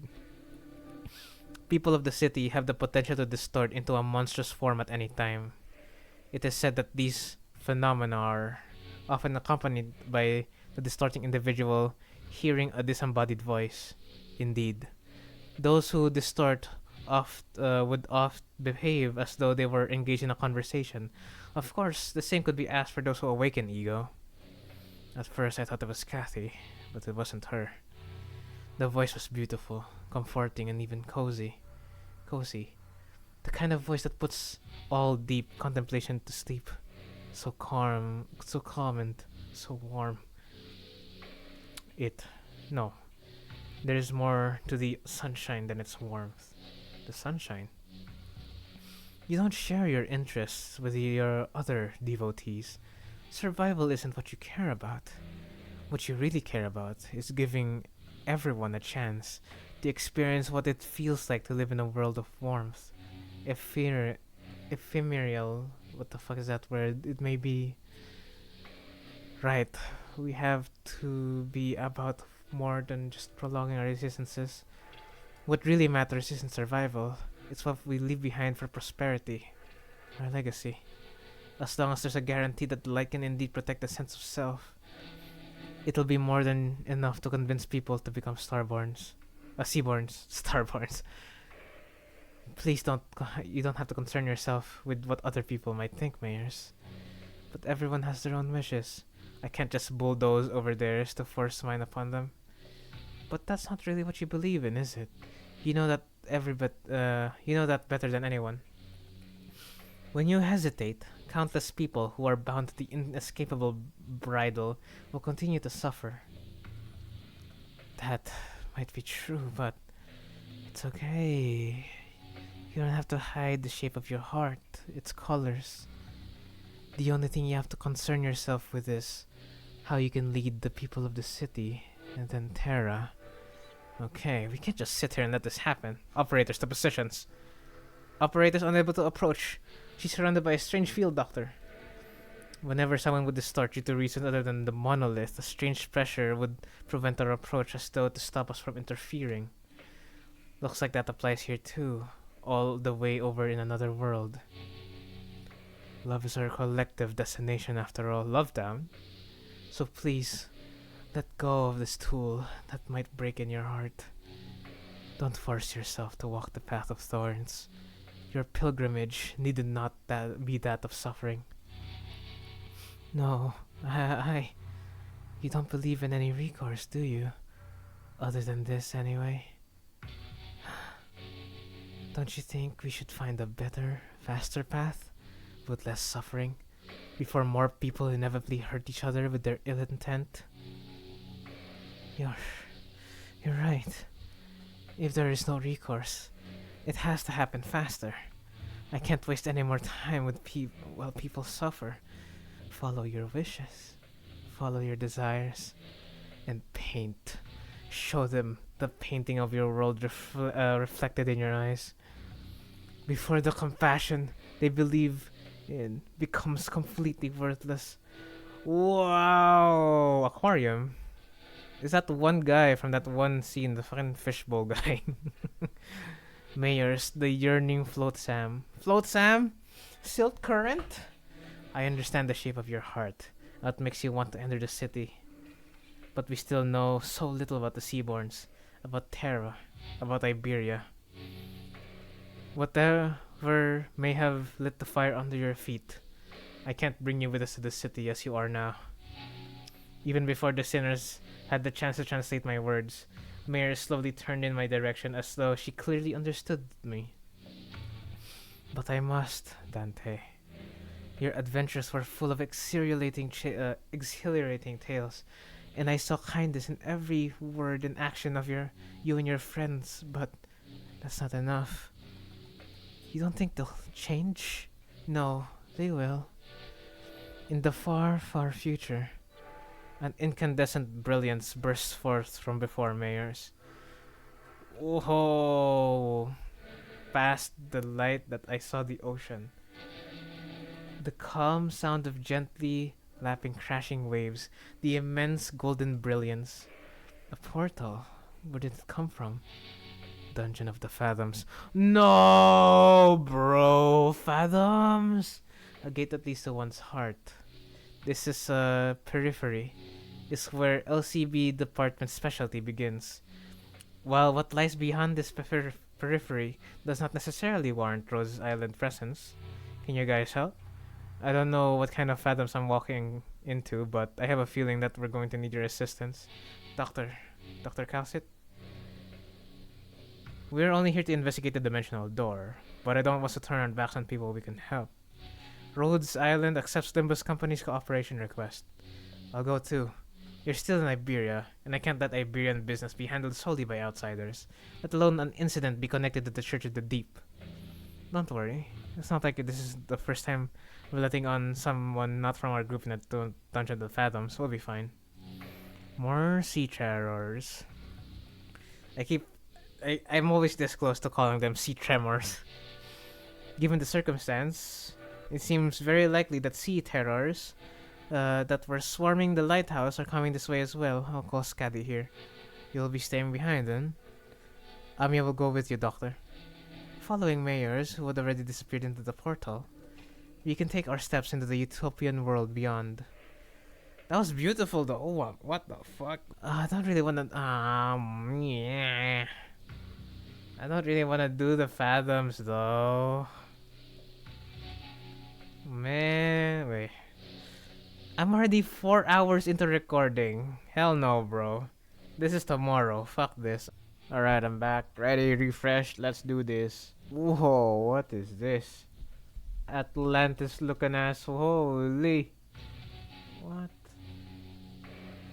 This is literally Bioshock. What the fuck? The rapture. It's real. News of the war is getting grimmer by the day. The sea terrors are coming, swarming. This is the day when the ocean-born calamity broke and sunk Aegir's seemingly infinite starward growth. Aren't you going to the surface, Mayors? Oh, shit.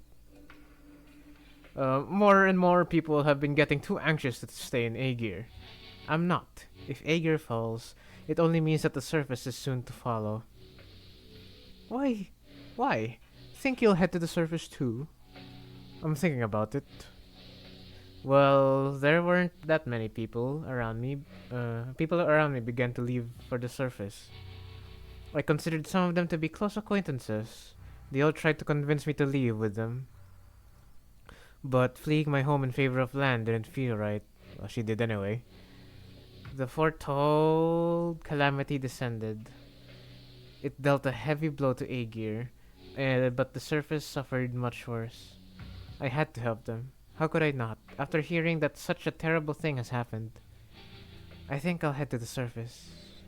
Seriously, the surface. Think hard about it before you go. If you leave now, coming back might no longer be an option. Every day must be a struggle for them. At least I don't have to fear for the immediate tomorrow. So it's my responsibility to provide help, as someone who is better off than them, even by a little. This is the fucking elf situation for humans, but they're trying to intervene. Boo. I know. But if I don't go to help, things will only get much more dangerous for the land dwellers. Maybe that danger is the very thing that'll hurt you. I still think I have to help them. I have procured myself an Aegirian research vessel at a cheap price to bring me to the land. Unable to even submerge itself while moving. Unable to even submerge itself while moving. This wasn't exactly the best ship out there, and I normally wouldn't have even given it a second look. But I thought it would at least help me navigate the coastal sea. I didn't expect this. Whoa. The very first thing I witnessed on the surface was the bottomless hostility against the Aegir. They denied my and Aegir's offer for help, for the sole reason that I came from the sea. They denied my compassion, my research. Get lost! We don't need your stupid research. You're from the same place as that calamity, aren't you? Do you really think we're so stupid that we'd trust you? They confiscated my catalysts and tore my research apart. My wish to stand with them against the calamity was devoured by the hatred born of the same calamity. Any kindness, any compassion I give them was repaid twofold in hatred and suspicion. Did the terrible conditions of this land transform them into monsters, or was this always their nature? It wasn't long before the research vessel I bought from the Aegir was confiscated out of suspicion. A few weeks later, when I finally came across that vessel by the beach, there was an uncanny name inscribed on its side. Rebellion de las Masas. Rebellion de las Masas. But none of that was enough to stop me from continuing my research for the sake of the land dwellers. I went through so many trials and errors to somehow impede the sea terrace's rapid evolution, to revive the Iberian soil contaminated by the Nether Sea brand. But my work bore barely any fruit, and I let the days float by as I watched the Inquisition arrest the Aegir one by one. When my sea terror samples and research notes came into view, they all look completely different from one another. Some of them fundamentally different physiologies. Even still, nothing stopped them from being us instead of I. And for the first time, I became doubtful of my efforts to interrupt their evolution. Her tales were not entirely fabrications. Mayors is a bishop of the Church of the Deep, so that automatically makes her a sinner in the eyes of the Inquisition, regardless of her reasons. The more I studied them, the more I found them to be such compassionate, altruistic creatures. All they cared about was their survival, without even a hint of selfishness. Whoops. They're not some evil monsters from the sea. Mayors, I concede that seaborns may not be evil, But it doesn't matter what they are, whether they are kindly life forms or whether they are simply a different form of civilization. It does not matter. Because Iberia and her Inquisition does not define Seaborns as evil. Seaborns are our enemy, threats to human existence. I have but one thing to say as an Inquisitor. All of you are my enemy. But it would be a good thing for the Inquisition.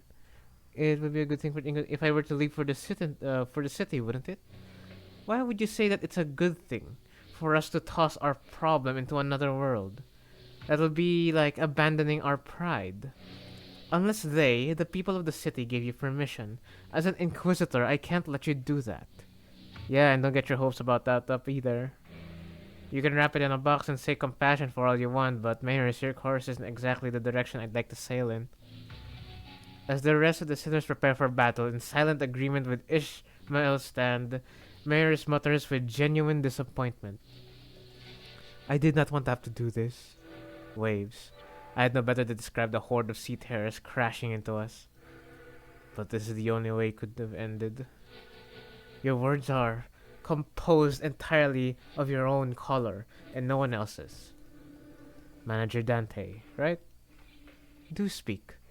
We will hold the line and defend this place against sea terrorists rushing in from the rear. So, in the meantime, can you take down Mayors and deal with the remaining sea terrors? Absolutely. The manager has responded affirmatively.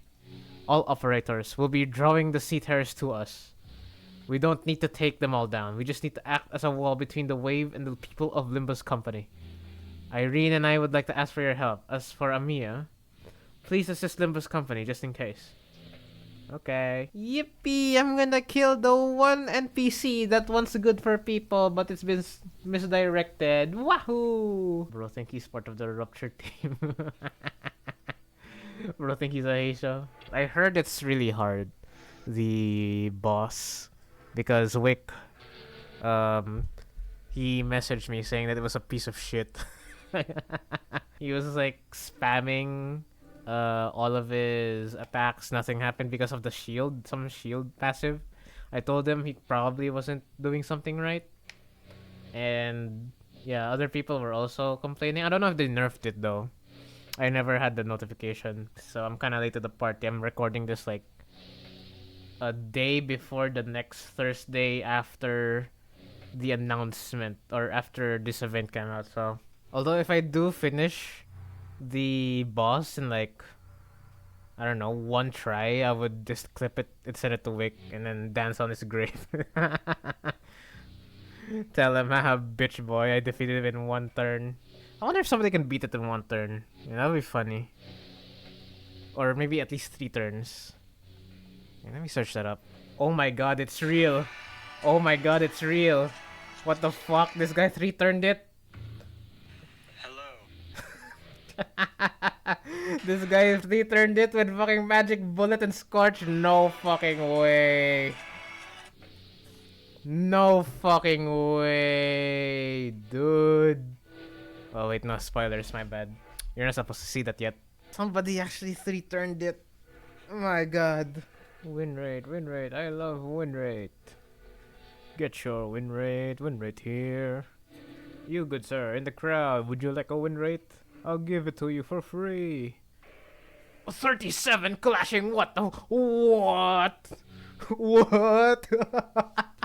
Gregor, whoa! Whoa! Whoa! What the fuck? What? That was, whoa, shit! Holy shit! Oh no, you're rubbing your ball. Alright, second phase. Yeah, I usually just skip this part. I win rate this. You've aged a lot since the last time we met, Fabi. Is this a characteristic of your sub-race? You haven't aged a day. So what brings you to the Church of the Deep? Seaborns are indispensable in our preparation for the impending doom. Nothing else can ensure the survival of humanity. Thus, it would only be right for me to join hands with those who are able and willing to become Seaborns, to search for a way to prolong our existences. You're looking to use knowledge of the wise and the talented as nourishment for seaborns. But that won't do anything more than prolong our existences. Huh? But is survival alone not enough? I thought the bishop of the church would share a majority of that belief with me. Fabi, you and I both have put our faith into the Seaborns, but the word faith might mean something different for you than it does for me. Seaborns shouldn't be our objects of worship. We have to stand on equal ground as them and set our eyes on their natures. Please step aside. Desperation, sadness, sympathy. Mayer's emotions gush upward, carried by bubbles. Terra, a land in which the hatred for the different has entrenched itself. The city, a place in which people crushed by the trials of life have surrendered to its absurdities. They both need the Seaborns, perfected beneath the light. That is but your wish, Miss Mayers. Faust does not believe them to be necessary elements for the city. Even in the city, there are people who are searching for reasons to live on, dreaming of a better world. We all know that it can't possibly be easy to change, but there has to be some kind of worth, value in the process alone, in the lives we lead within the city. What worth could there be to a life of the unkind? The kind of life. Fucking skipped it again. The kind of life humanity is doomed to exist in, where all we ever do is hurt and hate one another. Listen, efficient order, natural altruism. They're both virtues humanity should never lose sight of. But there is no such thing as absolutes when it comes to the value of life. Survival is the right of all civilization, which means that it should never be up to others to define the worth of life, to argue for it. But what if there's no other way? Can you even understand what I'm saying? Some time passed since I made Faro Muerto my home. Unlike my prediction, the Seaborn's evolution seemed to have lost its explosive progress, and Fabius seemed to be content just observing their slow development. Maybe it's because they're directionless, without a specific wish. Even still, Seaborns were the key to changing Terra, the land. To stand against incoming calamity, we need their survivability and adaptability. And the humanity that has turned exhaustion into ill intent needed the Seaborns' blind, selfless altruism toward their own. So while I never stopped my studies, something small but sharp continued to stab at my frustrated heart. Stultified and unable to be resolved. If we were to lose even our sense of selves and creed, assimilated into this stagnant great will, for the sake of survival, civilization had to be no more. For the sake of us, I had to be no more. Tangina, naguhugot si Mayors. Naguhugot. Tanginang yan.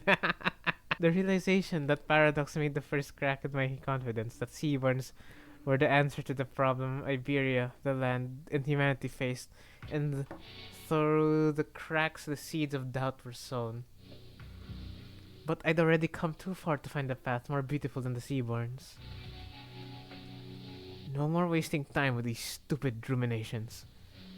There had to be a way. Some kind of condition Seaborns needed to fulfill to retain their sense of selves, to retain their individual hopes and wishes. I stood adrift atop the inundation of years I dedicated to this purpose, holding onto this precious hope, and steeled my shaking heart. And that was the easy part. There are no better solutions. I don't look away from the answer that lies right in front of me. All I need to do is find a way for the Seaborns to hope and wish. I hope I have them each carry a sense of themselves. I just had to repeat that to myself like a mantra, again and again. But my drifting days came to an end when I found a new path, illuminated by the strange light from across the sea. On that day, the day when the faint blue lights shone, a whisper visited me. Who's there? Whose voices? What?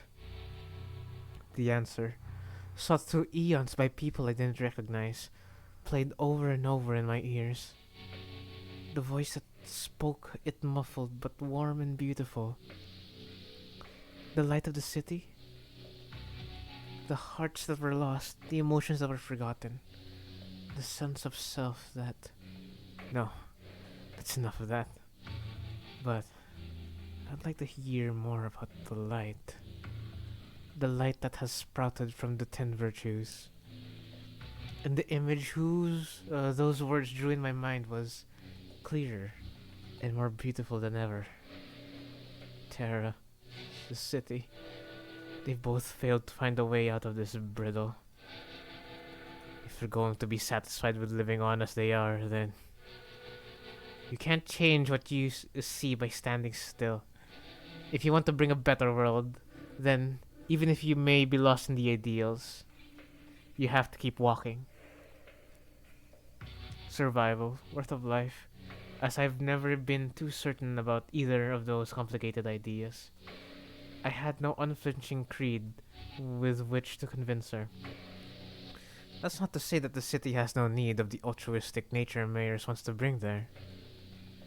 That's not to say that I have a better answer than the combination of seaboards and the light. Even still, the emotions, the regrets, the conversations I found and collected over this journey alongside the sinners became my answer, and I take on.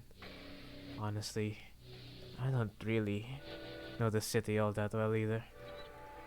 My memory only goes back a year, and for what is practically my entire existence, I've been surrounded by the sinners and our adventure.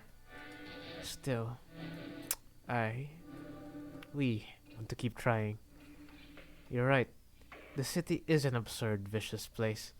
Something new and horrible surprises me every other day, but Mayors, the light you spoke of, I don't think that's what protects the ego, the sense of self. To protect it, you have to look. You have to first look unflinchingly both ways. The path that lies ahead, the one that you walked in. Then you confront them both. That can't be right. The light, it has to. You're just working on base what you heard about the city in the light, ain't that right? How can you be so confident that the light will be able to protect the Seaborn's sense of selves? Ain't that just what you want to believe? I think it's a distinct possibility. Even if the light can do what you hope it does, Mayors, it won't change a thing. Turning our nature's kind by transforming us into Seaborns, a convenient method like that isn't our path.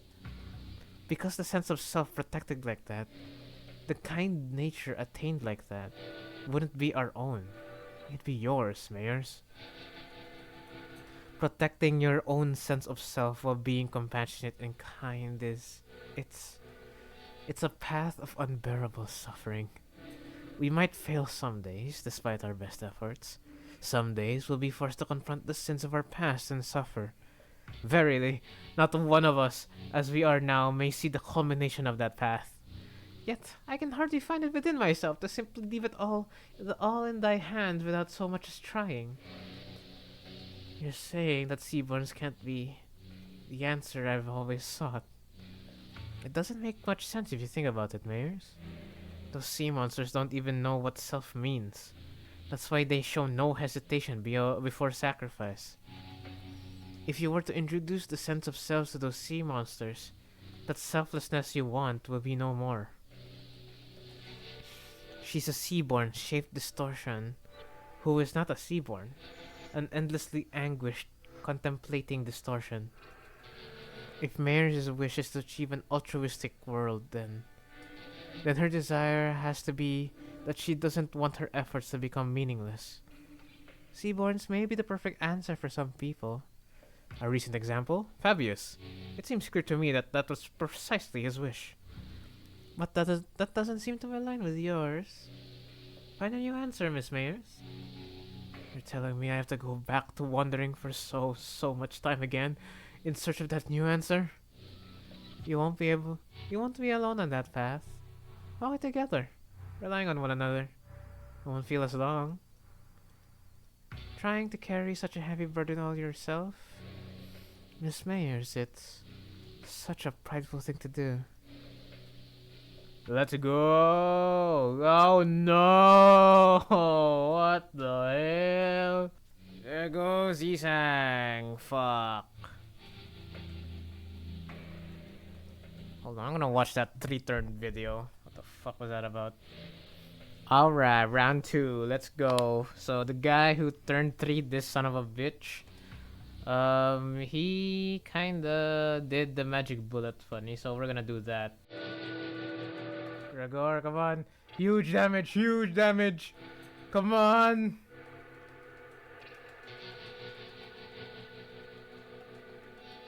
Is it? Yes! Yes! Mersault by you are farming, yes! Oh my god, okay. Okay, goated strategy actually. The funny blue flame. It's goated. It's true that people scrutinize others for differences, to find something they can hate. But it's also true that it's often those very differences that people look up to. And admiration usually goes hand in hand with overestimation. Yes, and Miss Mayers admired those two unknowns, Seaborns and Delight. She thought they would be the solution to everything. Mayers, do you still want to go to the city? No. I'll remain here in Terra. I'll broaden my studies, and I'll talk more. To find a new path toward my realizing wish. Realizing my wish. As for what will happen now, Miss Mayers, we're going to need to have a long talk with the Inquisition, but we'll help too. We'll help you in your search for that path if you can. The great arc built from the city crumbles. The light fades and gives way to the shadows. We found ourselves back aboard the vessel Massas. Battle complete. Vessel Massas, it's slowing down. How's Miss Mayers? Here, unconscious. The mental strain seems to have taken its toll. It all happened inside the Dungeon of the Fathoms, but it can't have been too easy on her mind to send so many waves after us. What happened to Miss Mayers now? First, we'll wait for the Inquisition's ruling, then bring her to Rhodes Island, if it's even possible. Her efforts were misguided, but she also had Terra's best interests at heart. Together, I'm sure we can discuss a way forward. What if she's sentenced to death? No comment. Then we will need to offer a different proposal. We can consider it when we get to it, Doctor. It's finally over. All we have left to do is go back. As we were preparing to leave with our hearts much lighter than they were earlier. Hold on, everyone. Something's rapidly approaching us. It's the night! The knight in shining armor, low thundering roar vibrates the air as a strange shadow looms over the ship. Where did this shade come from? Wait, is that the whale? Almost as if driven by instinct, Ishmael takes the radio from Gregory and runs into the control room. Something must have clicked in Otis's head, and she also turned and ran after Ishmael. If those two are running into the bridge, brace! Grab into something! Oh bollocks, mucking it up right before the finish line. Doctor! Dante has advised that we grab onto something. I see. They're preparing to turn the ship around. Everyone brace for impact. Stay alert. Something's coming. The ship leaned heavily as it hurriedly turned port side. What fucking direction is that? And I also caught a glimpse of the massive shadow gliding just underneath the water surface, right where the ship was a second ago. A seaborn, about the size of... no, slightly larger than the vessel Massas. Amia's communicator buzzes with Ishmael's voice. The currents are going wild. Wait. No, something's causing these currents to go wild. We'll try our best to maintain evasive maneuvers for as long as possible, but we can't do this forever. If the situation does not improve, we may have to take the vessel Massas to cross the dimensional door. Does Rose Island have a way out of this quandary? Not at the moment. But we have to come up with one now and fast. Dante, is there anything, does anything come to mind?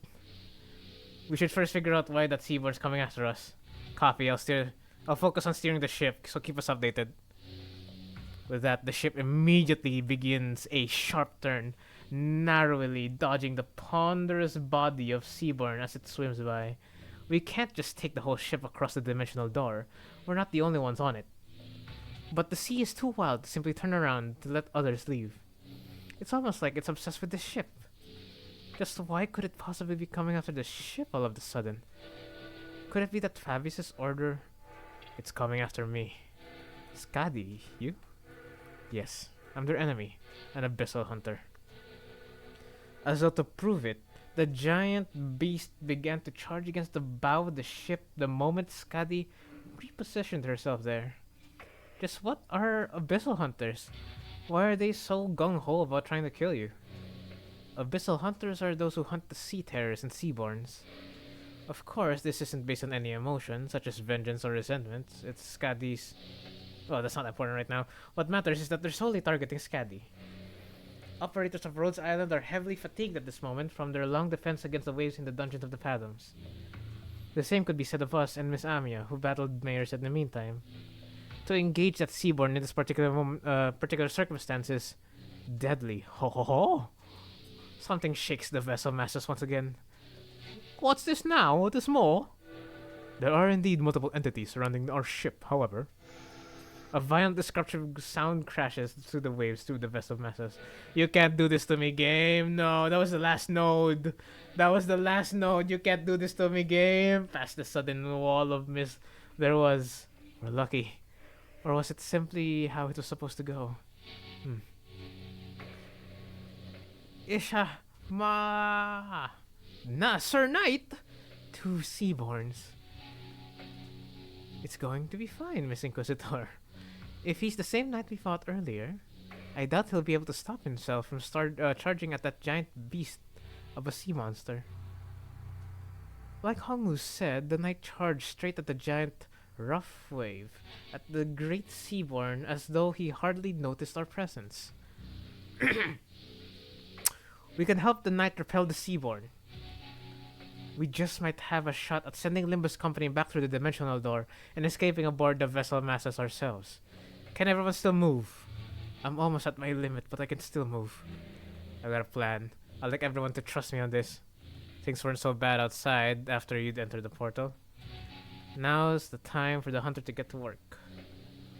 The bright ray of light from Irene's lamp shines upon those upon the deck, atop the deck, while Skadi leaps into the air using the ship's bow as her launching pad. The operators each scatter to their appropriate positions as commanded by the doctor. Ishmael and Otis both exited to the decks as well, presumably having found someone to steer the ship. Is it okay to have Yatu out here? This Calcit seemed to know enough about seafaring to take over. Well, this crisis is far from over. She was good enough that it was reasonable for us to leave the ship steering to her and descend back to the decks for our return. It doesn't seem like we'll be able to bid you goodbye. Are you sure you're going to all be okay? We can stay a little longer and help. I appreciate the sentiment, I really do, but... Amiya pointed toward the dimensional door, which had shrunk significantly smaller since the first time we saw it. You don't have much time. I wonder if it was only supposed to open for a set period of time, or what if it's closing now because our work here is done. There was precious little we could learn about it now, but it was obvious that our time here was coming to an end. Thanks, Amiya. We would have been lost a while in this world if it weren't for Rhodes' Island's help. Well, thanks to you, we should be able to sufficiently study the dimensional door before we return. Have to say goodbye to the Iberian Sea breeze, I guess. Do you have any idea how big the pile of paperwork is going to be at the Inquisition? Merda, try not to drop into Iberian next time. You got that? Sure. Let's all stay nicely put in our own worlds. As the great Seaborn briefly falters at the combined might of Skadi and the Knight, the ship's bow managed to stop inches from the dimensional door. Manager, now's your chance. Get to the dimensional door. What the hell? Someday, I hope we can meet again. Is this the meme that I keep seeing where it's Don Quixote riding her lance? We shall take our leave. Let's return to the city. The sea had turned into a brutal battlefield, terrible roars contending with one another. After taking one final look at Rhodes Island defending the vessel masses, we leaped into the pitch black darkness at the center of the dimensional door. I'm swept away by these tides of consciousness. The rivers draw out my memories and consciousness, sublimating them away. Then, we're back in Hongyan. Where is... Oh, Yi Hongyan.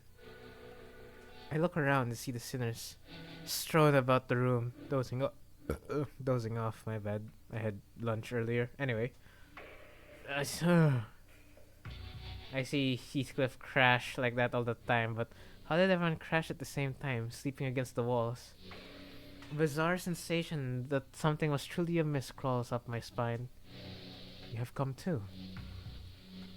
Now that you have come too, I request that you continue your rest in your chamber. Your presence here makes it difficult to conduct cleaning activities in areas adjacent to your body. We just came through the dimensional door after Rhodes Island. Rhodes. You were transferred here after the LCCA discovered your company unconscious at the entrance of a lobotomy corp branch. I feel like I just went through a memorable experience, but I can't recall what. There was a hole in my memory and this strange emotional tug at my heart and ego I don't ever recall extracting. No, Roshante, prithee, avail me but 5 more minutes of scheduling wooden training dummies to wake you in 5 minutes. But the bizarre sensation naturally settles. What was that abnormality? What just happened? I don't have any answers to either of those questions, but... Wait, where's Saud? She said something about how been a delay or something. I couldn't find Saud, who's been bringing us odd jobs here and there during our stay anywhere in Yihongyan. But on the desk, I did find a note filled with various requests and a letter, both presumably left behind Saud. You got a distortion contract. Come on, time to earn your keep. You weren't going to lounge around until we got a message from HQ, right? Are they allergic to giving us time off or something?